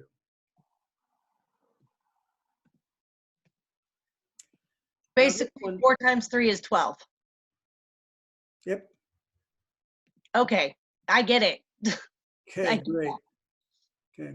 And you're basically finding the X is what you're wanting to find, right? X is what we are wanting So 4 to times find. 3 is 12. So, okay, that makes more sense to me. So what divides together to equal the 12, right? Right. Okay, okay. All right. Now let's look at number 7. And we have to go back with in the introduction to polynomials that I gave you. There are some things that are not considered part of the polynomial family. Any fractional or negative exponents make it not a polynomial. Any division by a variable makes it not a polynomial. Okay, so there's only one of these that's a polynomial. Oh, okay. And that's the way answer we're trying to find. Yep, that's what you want to find. That would be, No. Wait, C. oh, C, yeah. Yep. And the reason is because A has fractional exponents, 1/2 and 2 1/2. B has a negative exponent, which is the same as dividing by Y. And then D has an X in a denominator. So that means that those expressions are not polynomials by the definition. Okay. What is the degree of polynomial? So, whoops. Uh-oh. I messed it up. Okay. Here we go. I'll do I. Are we solving this or are we just? You're just giving us a number. What degree? Remember we talked about, I don't know, maybe you were gone. We talked about polynomials. Polynomials can have exponents or not. If it doesn't have an exponent, it's a 1, right? So it's the highest exponent that appears, and it doesn't matter what variable it's on. Doesn't matter if it appears multiple times, but it's the highest exponent in the polynomial. Oh, okay. 4. Right. Wait, what? Okay. Explain this to me, please. Oh, so he's talking about what is the highest one of the exponents that is in here. Okay, which is the highest one up here? And it doesn't matter if it's multiples. Okay. Well, Just the biggest one that is the, is the exponent. okay. Yep. So it would be 4. Okay, that's a lot simpler question than my brain was wanting to. Right. Because it looked, I was like, what do you mean? I have to figure this out. Remember my little cartoon about not making things more complicated than they are. Right. I need to keep reminding myself on this because I do this in life a lot. We all do. Add the polynomials. Okay. Okay, you're gonna have to take over for this one. Well, all we do is combine. We just basically convert this first to, we've got 3 polynomials, 2 trinomials and a binomial. So we just basically take out all of the parentheses and just string the terms together. So we've got, you've started there, Anna, you got 7x plus 8y. So let's get rid of that. And then add the next one. And you can pick either one of them.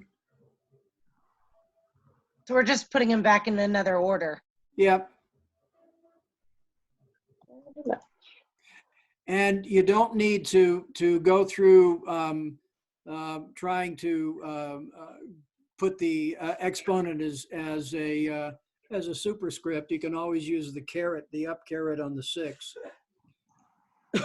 as well. I get lazy and do that on a regular basis. I like my thing. I like my typing all nice and neat, so that is the reason why I do that. Now are we, okay, I gotta see. Screen bigger.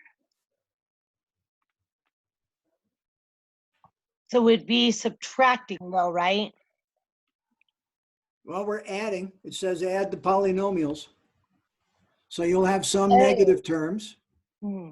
Because Okay. then you have to look at that and then combine the like terms. Remember what like terms are? Anything that is the same? Pretty much. Like They have to have the same variables and the same exponents. So you've got some x terms, you've got some y terms, and you've got some x squared terms. And so you want to combine those. So for this one, would we be subtracting it from this one or adding? Well, it's a minus and a plus, so you're going to be subtracting the 5 from 3. Okay. So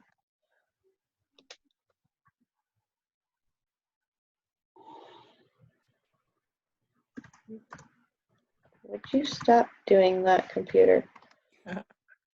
It won't. I've tried. It assumes you're too stupid to know that the first line of a sentence is supposed to have a capital. Oh, I will find the off button for it if I need to. Yep.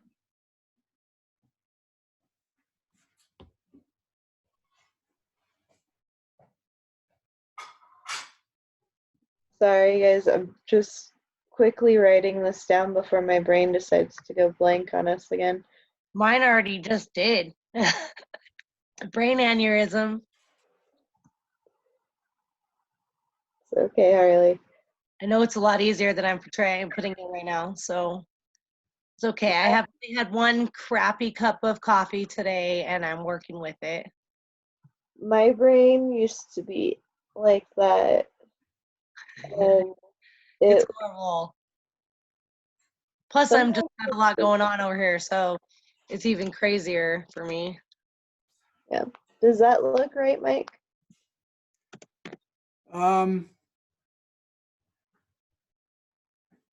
I believe so. Okay. You've got 2 x terms, you've got 2 y terms, you've got 2 x squared terms. So yeah, and 1 xy. So Yep. good. Okay, so I'm going to show Harley how I got here. So Give me the 1 stuff- second. I'm just oops. What did I do? Oh, I don't think I did it wrong. I'm going to break it down for you here. Awesome. Go for it. So the first one, and it is 7x x minus 6x, because this is a minus. So you pretty much just put it over here. Wait, say that again. So we're combining the same polynomials. Right. And then, so you get, so So whatever's 7x. in this line, What?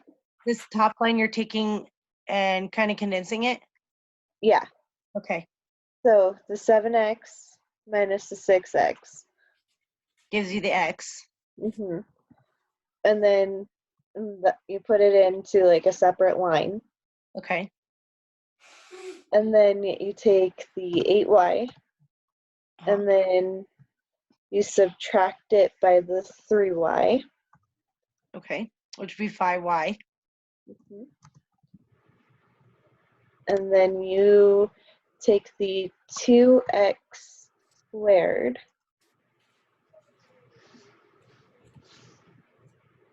and you, or sorry, that's cubed, not squared. 3. Yeah. So 2 times 2 times 2. Nope. We are just combining the one in the line. Okay. So what else has a cube? Anything else? No. Okay, so then you just insert that into the bottom one. Okay. After, and then you do the plus because it is a plus to that. Does that make sense? No. Okay. You plus what? I'm sorry. You So add any, all this? okay, so the x is here, and then the 5y, you put the plus 5y. And then since there isn't anything else to combine this with, you just put it into the equation here. Okay. And then you take the negative 5, my brain just froze, sorry, 5x squared. And then you add it. You add it to the 3x squared.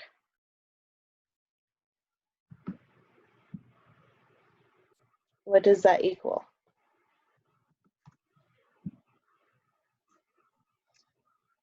So why, okay, so why do we have, I don't know, you just lost me. Okay, so what I'm doing is I'm taking this one here, so this first one, this polynomial, right here. Uh-huh. And then I'm going to find this like term to it. So the like term is negative 6x, correct? I guess, I don't know. So the polynomials are y, x. So it's the only other one that looks like it. The only other one that looks like it, like with the X, doesn't have the, I don't know. I don't. It doesn't. So the 7x here, it doesn't have any cubed, or Right. it doesn't have a y in it, right? Okay, so it just looks like the other number, except it doesn't have the same number. It's just the same common, what do you call that? Polynomial. Variable. Binomial. Or variable, yeah. Okay, so, The same variable. okay, I get it. Because, okay, I get why you have 6 now, negative 6. Yeah. So 7x minus 6x, which is why we got the x here. So what I'm doing is I'm going from here to here in order to be able to get this here, Okay. to insert it into the my brain, into the answer. There we go. Okay, and so for this one here, where we have the 5x squared, so what else is like term? The 3 squared, 3, yeah. The 3x one on. squared. Yep. And then since this has a negative before it, Mhm. or subtraction sign, it's a negative 5x squared. Okay. And then you add it because this is a positive. Okay. I see now. So it would be 2, but would it make it the positive, like, because you're adding it, right? So it would be 2 to the power 2? No. Okay, so think of it as like a line, so negative 5 here. And then you're adding the 3x, or the Oh, 3. so So we are going up instead of down. it'd be negative? Okay, hang on. I wonder if I can get Oh, a you line. got it right, Harley. It would be a -2. Because it was already -5, but then you're adding 3 in, so it'd be a -2. That's right. Okay, that makes sense. It's just a lot of craziness in this. And then we have the x and y, and then we don't have any other like terms with it. Now, do we? No. Okay. So since this is a positive, we put it here. Then, so the first term or variable here, it's a positive. Okay. Then Does that make sense now? Yeah. Okay. I was going, Anna, I'm sorry to interrupt, but I'd like to scroll down a little bit on yours. We have about 45 minutes left. So I'd like you to skip number 10, but I want to remind you that when you are subtracting this from this, that means that there is a minus sign in front of this parenthesis, and every member of that, everything in there converts the sign, either a positive to a negative or a negative to a positive, and then you add them. So let's just skip that one. This is just another repeat of the one before. What I would like you to do is, let's see. Yeah, I'd rather you did a couple. Let's start with number 11 and start there. And remember the rules on multiplying variables with exponents that we just talked about. Okay, so work on 11. my brain is. My brain said nope. Okay, so 2 times, it'd be 2 times 2 times, right? Is that what we're doing? Simplifying it? Simplifying it means what you're doing is multiplying 2x to the 5th y squared times 3y cubed. Remember what we do with exponents when we Minus them? when we multiply them, right? When we're multiplying exponent, our terms that have exponents, we add the exponents on the variables. Oh Lord, Mike, you're losing me. Right. So Well, is that we, just remember we went through that earlier this morning. Yeah, so that's going to be times 3y cubed. So we multiply just everything across. We're multiplying the constants times each other, right? So we're multiplying 2 times 3. And then we're multiplying x to the 5th times y squared times y cubed. So we've done 2 times 3. Yeah, 2 Do you want times. to share your screen, Mike? Yeah, can you share your screen? All Because right, I will pull my screen up. I gotta see it. Sorry. I'm Yeah, no like, problem. what? Yeah, I'm lost with that I one. just don't have Okay. enough coffee in my life right now. We all lost Michael. With some, Okay, so if it wasn't with the y squared at the end of this, I'd be great. But okay, let me just sort of, you started off right. This is this parenthetical phrase, 2x to the 5th y squared times 3y cubed, okay? So we're multiplying these two terms. The first thing we do is multiply the constants, what we call the coefficients here. So we've got 2 times 3, which is 6. 10 on the floor. 2 times 3, and we're going to multiply that times x, and I'm going to be lazy, to the 5th, times y squared, and then times y cubed. Oops.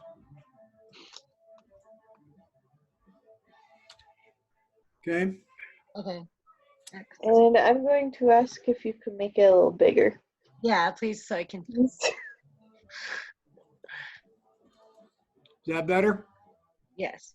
All right. I'm blind as a bat sometimes. So multiplying 2 times 3 is no big deal, right? So that's 6,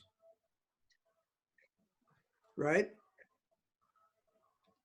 And we're now multiplying that times x to the 5th. And then we're multiplying that by y squared times y to the 3rd. Remember, when we multiply variables with exponents, we add the exponents. So this now becomes y to the, and I'm going to put this in parentheses since I don't know any other way to do it, 2 plus 3, and I don't really want to get into the exponents, but we are adding those things. And now we get Oh, my computer. 6, what? Oh, sorry, I forgot my mic was on. Oh, My computer's not working very. oh. Well, I'm sorry to hear that, but just let me get through this explanation right quick. Yep, you're We've good. got 6x to the 5th, and then y to the 5th, because, oops.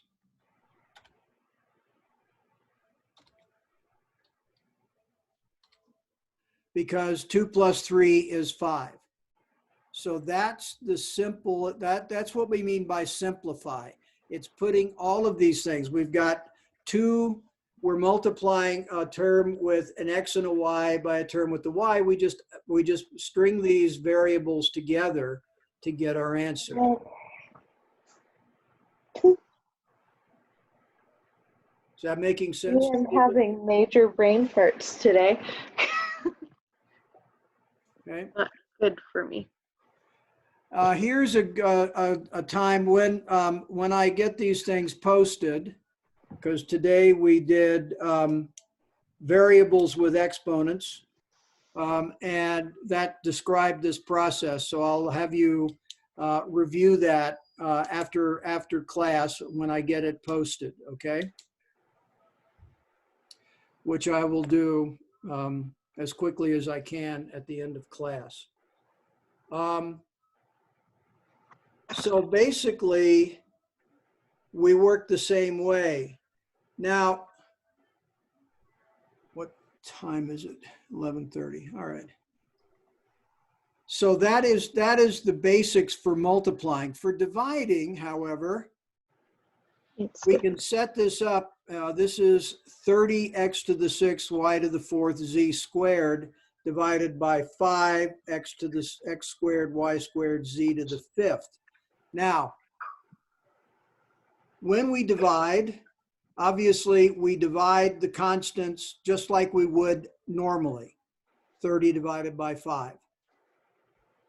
But when we're dividing these exponential terms, the variables, we subtract the exponents in the dividend, the thing we're dividing by, from that of the base here.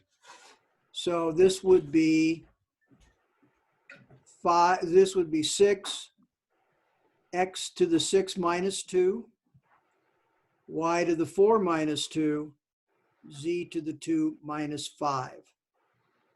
And then we go ahead and just combine those numbers. So that was going to be 6 x to the 4th, y squared, z to the minus 3. That makes sense? So when we multiply variables, we add the exponents, and remember that where there's no exponent, the assumption is it's 1. So x times x is x squared, 1 plus 1. When we are dividing, we subtract the exponents. So x divided by x is obviously 1, but if we look at it as x to the 1 divided by x to the 1, it becomes x to the 1 minus 1, or 0, which by definition is 1. So there's two ways of looking at that. Is that making a little more sense? Yep. Jennifer, are you with us on this? I think I've got it. Okay. So then the rest of these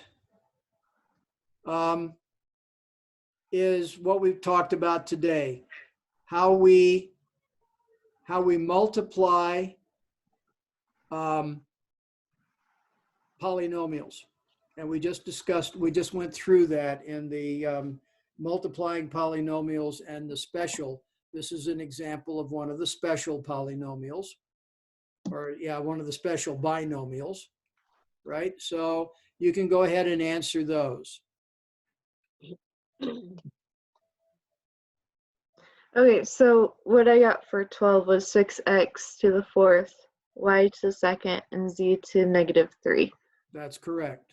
Okay, I wanted to make sure. Okay. And Harley, I'm going to put this in the chat area for everyone, actually, so that way you can see it. Okay. 12. Yes? So that Nathan? is, Number 12. Yeah, number 12. Yeah, that's the one she's working on. That's what she has put into the chat. Okay, thank you. so we pretty much do what we did up at, my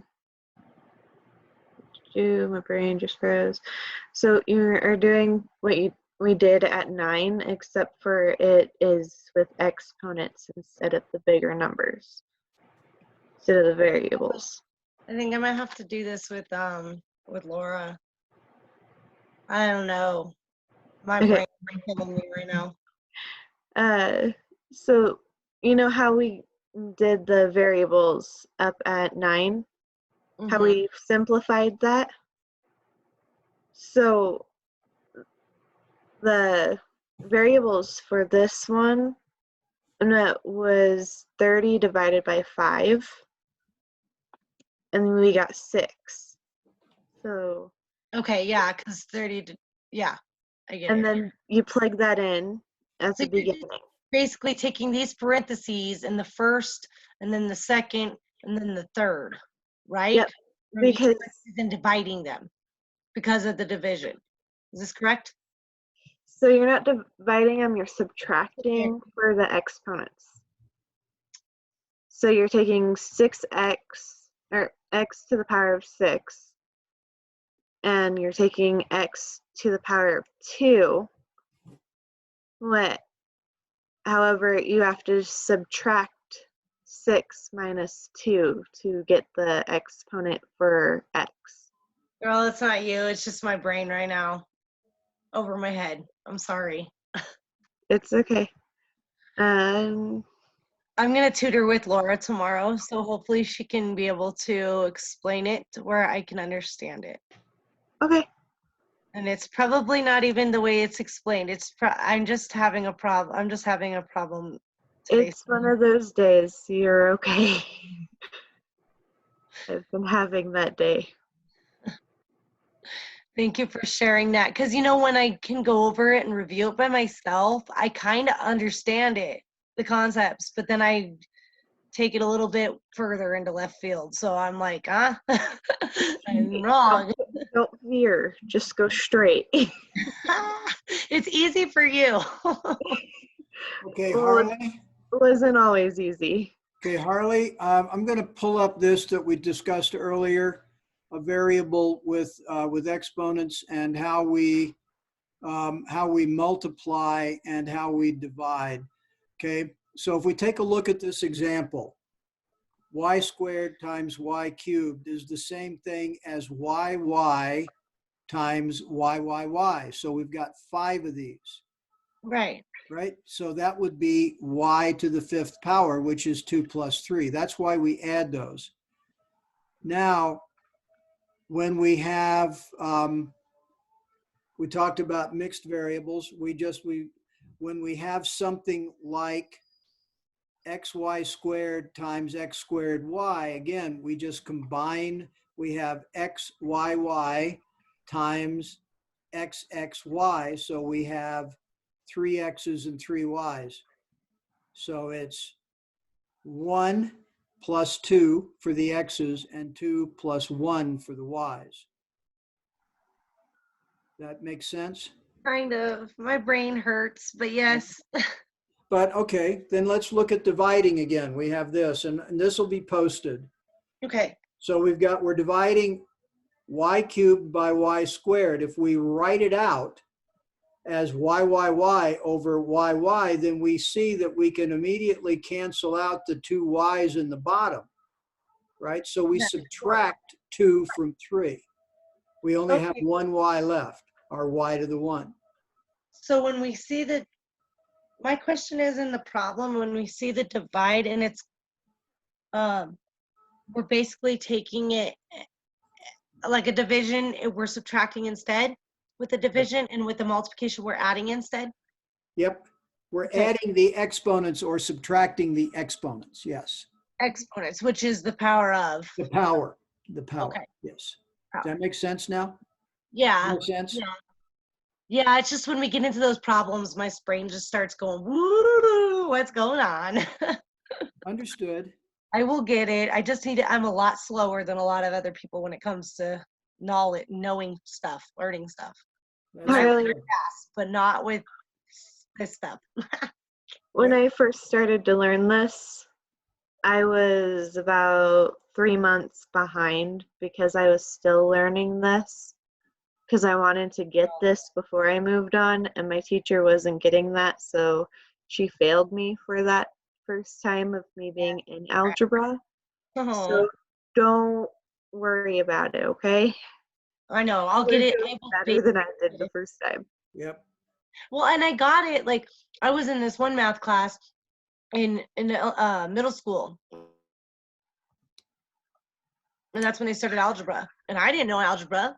You know, I didn't know what the letters and then now you're putting in squares, now you're putting shapes in, okay. And I had to see it written down to understand what the hell they're talking about. This is why I'll never be an architect. I don't like geometry. Oh, I feel you. Like engineering, that sounds all fine and dandy. I like to create and everything and fix things, but oh my goodness, the amount of math and stuff that they have to do. Well, thank you. Budgeting and good at that kind of stuff, but when it comes to algebra, I'm like, what did my brain just do? I just felt it bubble up and phase. So Mike, I will be working on this with Laura tomorrow.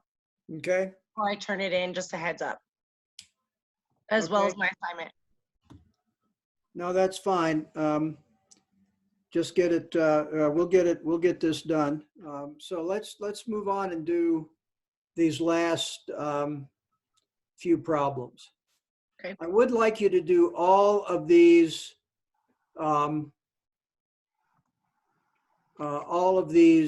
these next multiplication of polynomials for the practice.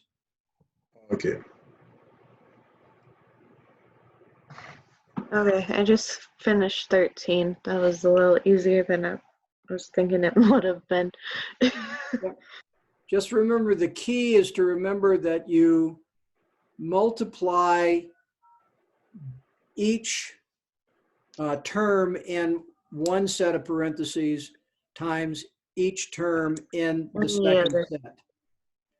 But don't then go back and repeat it. You just do that once. Yeah, Okay. just once, and then you add like terms, Yep. variables, Find your like terms. Yes. and you put them together and you get the answer. Yep. See, that one I advanced at. Carly, do you want When I first started. number 13? Yeah, I'm just going with you guys because there's no way I'm gonna turn this in today. And you said product was multiplication, right? Product is multiplication. Expand down on 15 merely means square this term. Okay, thank Okay. you. So Harley, do you need help with 13? Everything. I need Dr. Phil at this point. So and my internet is very unstable. It's Fun. great. I hate when that happens. Let's go cry in the shower, guys. Okay, so with 13, you know, x, so you're pretty much doing x times 3x, x times negative y, x times 3 for the first part. Okay, so you take x. Go ahead. I was going to say back up just a little bit. X. Okay. No, Sorry. Okay, so you take the x, so you're multiplying out.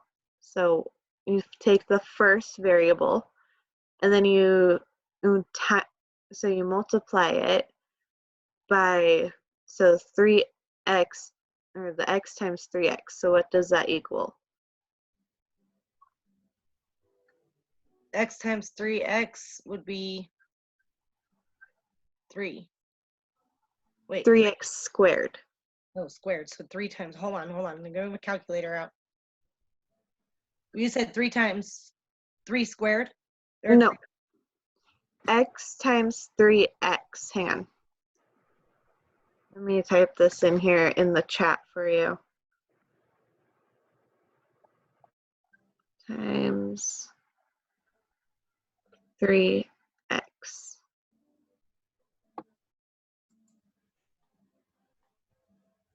There's my arrow. I don't use the arrow enough for the exponents, so. I'm going to start doing that because it's so much simpler. So there's the first part there. Okay, so x times 3x equals x times 2 because there's 2 x's. No, that's not a times, that's a. I'm just kidding. Okay. That's a to the power Of 2. arrow. Remember, Arlie, x times x is x to the 1 times x to the 1. Add the exponents. So it's x to the second. Say that again. Slower. X times x is x to the 1 times x to the 1. And remember, when we multiply products with exponents or variables with exponents, we add the exponents. So 1 plus 1 is 2. So x times x is x squared. Okay, because we're adding the exponents. You add the exponents. Got it. Okay, adding x. I have to write that down or I'm going to forget. Just let me know when you're ready for the next step, okay? What? Oh, shoot. Sorry. Pushing buttons that I shouldn't.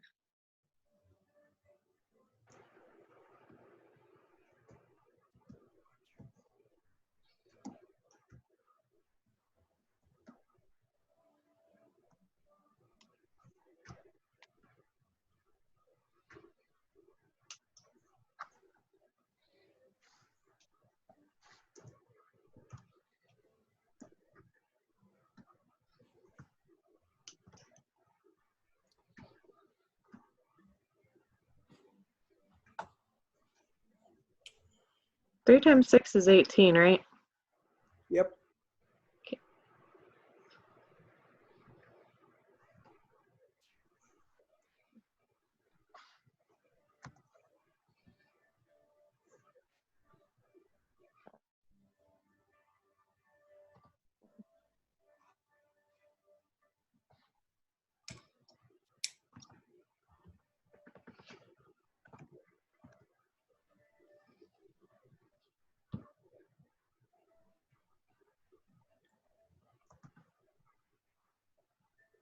Harley, you ready for the next step?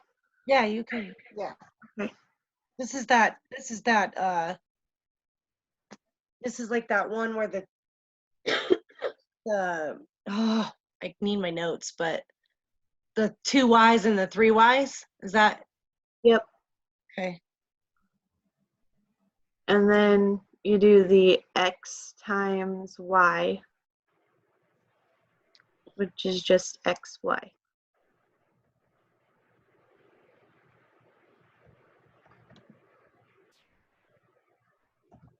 And then you do x times 3, which,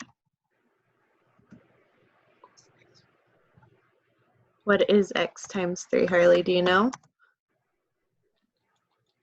X times, oh wait, what? X times 3? Mm-hmm. No, I don't know. So there's nothing for the 3 to be times by, and there's nothing for the x to be times by. Wait, what? Okay, so like the variables, so you have the x, and then you have the 3. But they don't have anything to multiply by each other. Just like how we did with the x and y, because those can't multiply, so we just combined them. I don't know. You lost me. Okay, so with the x times y, we got xy, right? Right. So with x times 3,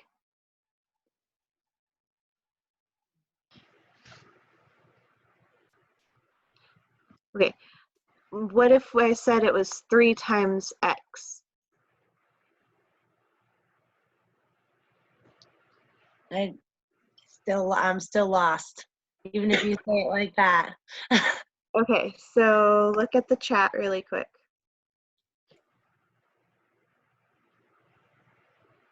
So 3 times X is 3X. Mm-hmm. So you're basically timesing it by 1. Yep. 3 times the X is 1. Mm-hmm. 3 times So, X is 3X. Okay. yep. So there is 1x times 3, which equals, 3X. yep, because that Okay. is, Okay. I think I'm getting it. okay. Definitely think So, this one's a lot easier to understand than. okay. So now I know what this is. So now I know how to explain it a little bit better for you for the next part. So -4 times is 3x. Or, yeah, 3x. Is Sorry, I'm still writing down. Can you repeat that? So -4 times 3x. -4 times 3. So would you do 4 times 3 and it would be a negative? Mm-hmm. So that'd be 12. 3. -12. -12x. Just Negative. put the x right afterwards. Because you can't multiply a variable if you don't have the number that you can put into it. Okay. Right. So Did somebody just take a picture? yeah, I heard that too. And then you do -4 times -y. -4 times -y. Mm-hmm. Or -1y. Wait. -4 times -y, -1y, Mm-hmm. which would be, doesn't it, if it's in two negatives, it comes a positive? Yep. So it would be 5y. What's 4 times 1? 4. Yep, there you go. Oh, Just add the y. 4 times 1 is always, okay. Okay. And then -4 times 3. Hold on one second. -4 times 3? Yep. Would it be would it be 1? -4 times 3. -12. -12. Yep, there you go. I was subtracting again, dang it. You gotta call me So- out on I was too, so don't feel bad. that's what confuses me, is I know that division is subtraction in algebra, and I know that multiplication is the addition or whatever, but it's the problems that get me. Where do I need to multiply? Where do I need to divide? When do I need to do that? That's what I need to know. That's what I need to learn, Mike. Yeah. Okay, Harley and Jennifer, Yes. the issue of multiplication as being addition applies to exponents. When you're multiplying terms with exponents, you add the exponents. When you're dividing them, you subtract. Other than that, it's straight multiplication and division. So 4 times Only 3, when you're doing the exponents. right. That thing about adding as being multiplication applies to exponents. Okay. Okay. Dividing being subtraction applies to exponents, not to anything else. So x times y is xy. X times x is x squared. Okay, because you're adding the exponents, which are 1. X squared times x squared is x to the 4th, because you're adding them. Okay. Does that help? Yep. Charlie.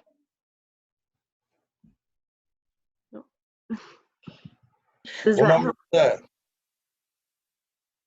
My roommates get me my mail. What's that? What number was that? 13? Okay. Right. Are you guys moving on to 14 now? Well, she still has to add the like terms together. Okay, because we've got about 15 minutes. Okay. So let's skip 14 and do 15. Oh boy. Okay.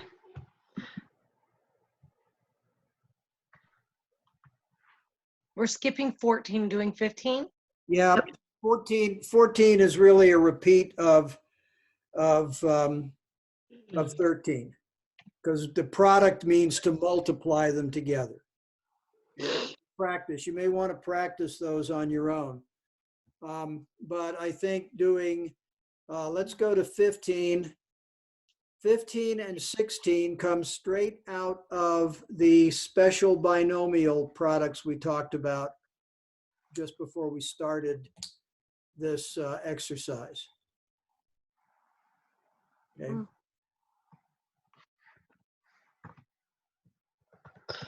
5 times 5 is 25. There we go. My brain just, I'm having brain farts. So in this, do you do the parentheses first or the exponents? The exponent just tells you that you're multiplying 5x minus 2 times 5x minus 2.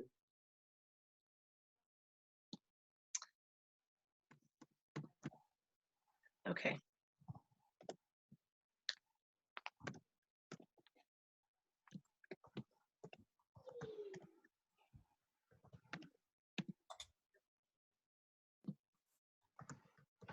What is going on with my computer? All right, so 5x times 5x.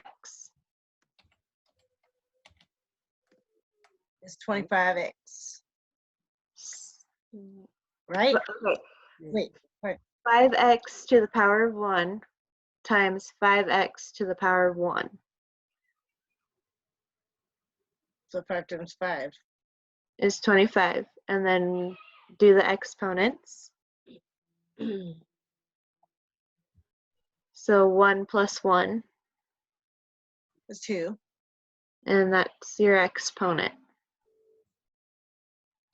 Because it's 5x times 5x. So it's just basically splitting it up, the exponent. Yep. And then you're putting it back together again. Yep. Okay. All right. So That's pretty simple. 5x to the power of 1 times 5x to the power of 1. Wait. You lost me. I'm putting it in the chat really quick. So Oh, okay.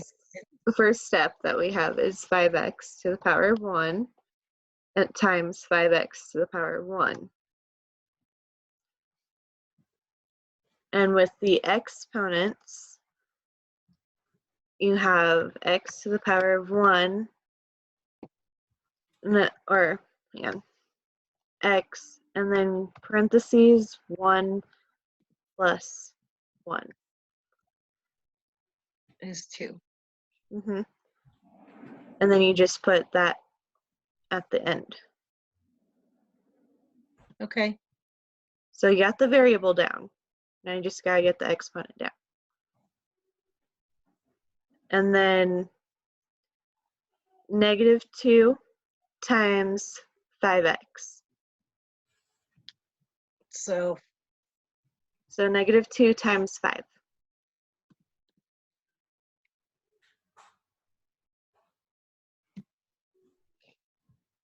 how do we do that as a decimal again? No, it's the exponents is just when we are doing that. It's just for the negatives. It's just the exponents.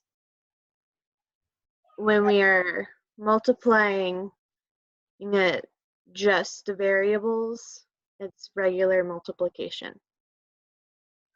Okay, so explain that to me. So with we No. have the regular multiplication, and then we have the negative exponents, which will equal a decimal. But we don't have any negative exponents. No, Just explain what you were saying before. for what? Right before you started explaining that. I'm not sure. I'm getting frustrated. Okay. So take a deep breath. It's just hurting my head. I think I should just take a break. It's almost time. Almost time to go. Done. Let me bring up a different share and we'll take a look at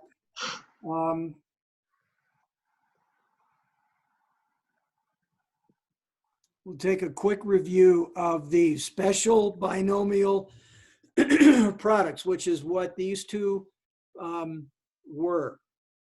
Okay, so when we are multiplying a binomial by itself, and let's look at an exact analogy of what we are looking at with this particular problem, which is exactly which is a minus b squared, where a in this particular example is 5x and b is 2. Okay, so we've got 5x minus 2 squared, which is 5x minus 2 times 5x minus 2. Remember, when we solve that by FOIL, the ultimate answer is a squared. So 5x squared minus 2 times a, which is 5x, times b, which is 2. Okay, so that's going to be minus 20x plus b squared, which is b is minus 2, so it's plus 4. Remember, minus 2 times minus 2. So we can using these special binomial products, we know that this will be the form of the answer. All we have to do is plug in the values of a and b. A being 5x, so 5x times 5x is 25x squared, right? So we can use this as a model for how to answer the question of squaring or multiplying 5x minus 4 or 5x minus 2 by itself, by 5x minus 2. So that's something to recall. Now, if we go, I'm just going to quickly go to the next question, which is number 16, which is 3y squared plus 4 times 3y squared minus 4. So if we go back and we look at this example, this is 3x minus 4 or plus 4 times 3x minus 4. All we have to do is square the first term and the last term, because that the middle terms will cancel out. So 3x squared, 3x, and that square 3x, and then square minus 4, or square 4. And we get, that will be your answer. So that's one of the reasons these are called special, because if we have that form, we can just go to what we know to be the form of the answer. Does that make sense? Or not?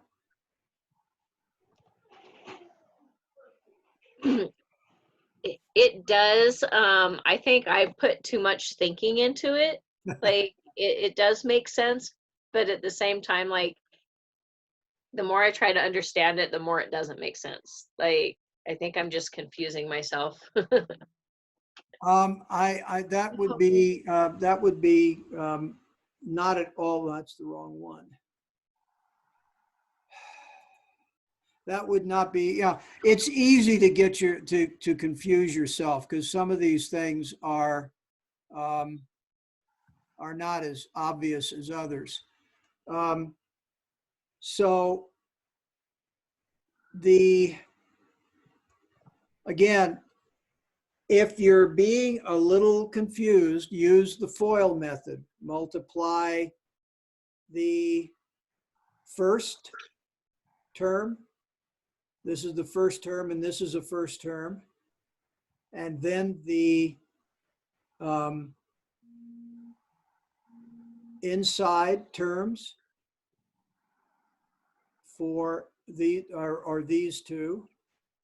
And then the outside term, or the outside terms, and then the inside terms.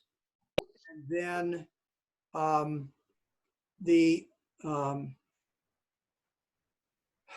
whatever the L is, I've lost that one myself. I'm getting tired too, obviously. Remember the last terms, so 4 and 4. So that's how we can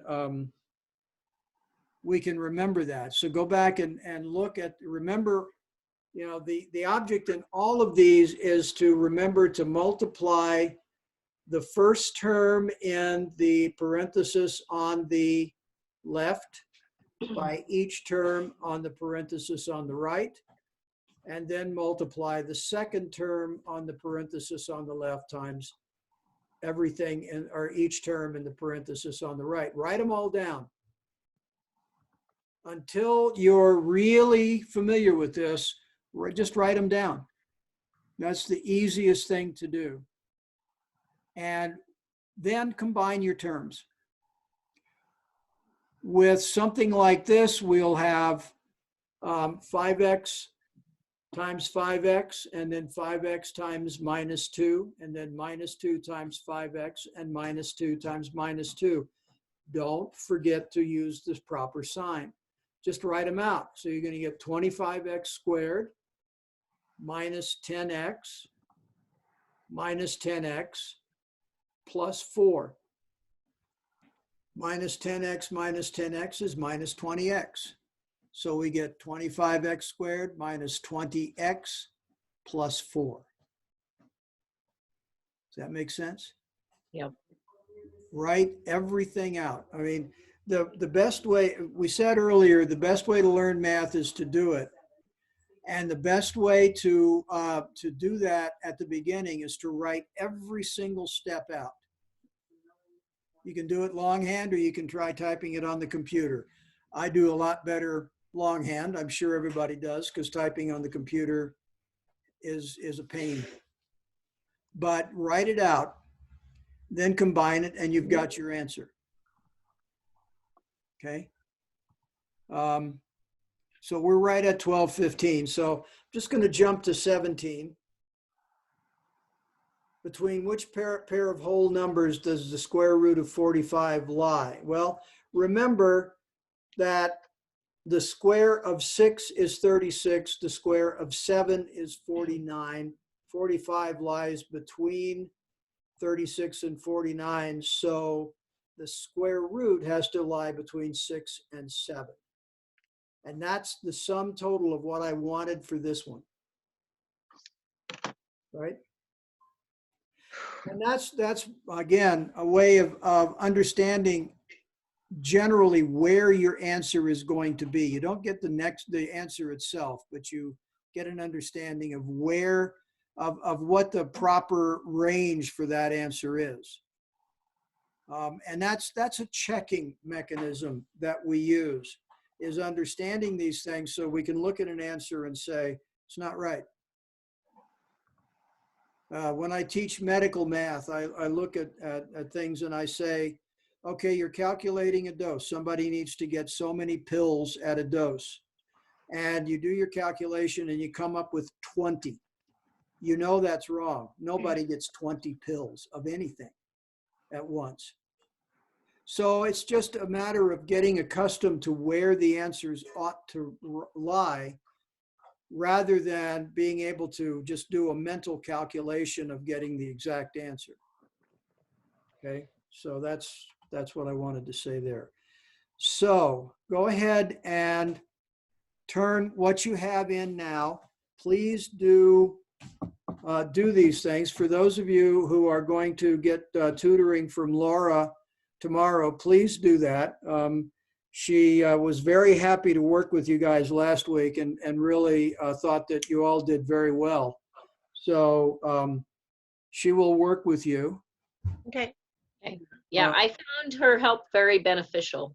Me too. That's right. Me too. She just has a way to, Explain it better. yeah, she just, to She the, speaks she your gets in language. the brain there. She did a really good job with that, especially when it came to the GED program. Yeah. Yeah. I didn't take the GED with her, but I mean, luckily I was able to pass school and graduate by luck. So. Mike, I do have and a just question for different you. take on a problem sometimes opens up answers much more clearly. So go ahead and do that. Get your discussion, assignment, and an assessment in by the end of the week. Discussion, your first post really needs to be done by tonight. So keep up on that. Make sure you do your responses. And unless you have questions, I got a question. Pardon? I got a question. Okay, go ahead. So for 10, because I was being just going through it, for the exponents for subtracting, you said to remember something and my brain did not remember it. So. Well, remember, you're subtracting this first expression from the second one. So they've sort of reversed the problem here. So this is really 3x squared minus 5x plus 8y plus 7xy plus 2y squared minus this other phrase. So remember, minus means that you multiply everything inside this set of parentheses by -1. And then you just combine everything. Okay, does that make sense? Nope.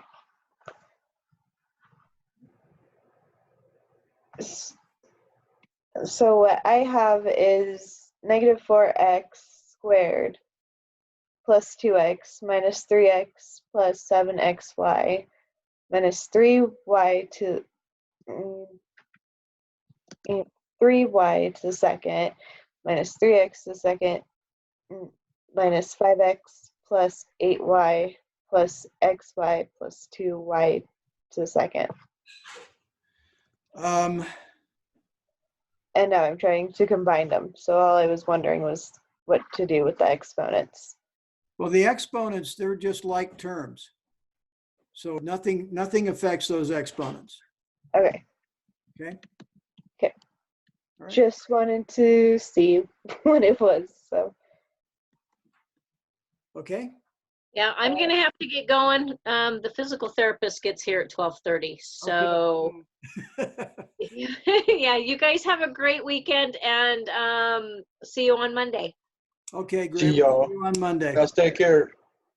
You too. Bye. Okay, thanks. We'll see you then.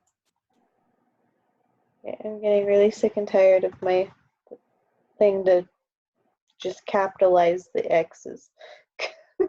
Okay. There we go. Can All I right. share my screen with you really quick? Okay, let me stop my share. Go ahead. Sorry, I just want to make sure that I'm doing this correctly. Because with the subtraction one, it does not, I have issues with subtraction sometimes. Okay. So Go ahead. this is, You share. There you go. All right. that's what I have. Okay, scroll down a bit. Okay. So we are subtracting. So, okay, when we subtract, if you take a look at that first set, you have put a minus on the 4x, but the -1 times every part of that particular. Okay, first off, we're subtracting that first that first polynomial of 5 terms from the second. So you've got it reversed. We're not subtracting 3x squared minus 5x, et cetera, from 4x squared, et cetera. We are actually going the other way. It's the question was stated a little bit in reverse because we're really trying to to subtract the first polynomial from the second. So you need to reverse it, right? And then when you multiply -1 times the contents of that second parenthetical phrase, the second. So it'd be negative 3x squared? No, we're not doing that. That's the base. We're subtracting the first one from the second. So arrange it to put the second one, the second phrase, 3x squared minus 5x plus 8y, et cetera, minus the first one. There you go. Laura doesn't really help me, which is why I ask you all the difficult questions. Okay. And she's great with other people, but with her, my brain's like, yeah, no. I like her, I do, but her methods of teaching me do not work. Right, okay. So now we're subtracting that first one. So we multiply every member, every term within that first parenthesis by -1. So everything is opposite of what it is in here. Yep, For the pluses and some minuses. that's correct. Okay. There you go. We have to reverse the sign. Right. I was going so fast that I missed that. Woohoo!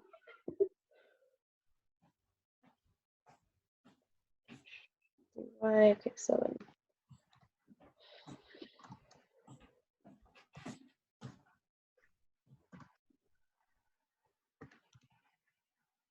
There you go. So now Okay. just combine those terms and you've got it. Okay, thank you. You're I'm welcome. so sorry to take a little bit more of your time. Well, that's fine. You're in good shape. So I'm going to go ahead and end the class. Okay. So there you go. And then I'll get it converted and posted and get those other things posted as well. So I'll All right. see you Monday. Bye. Bye-bye. See you Monday.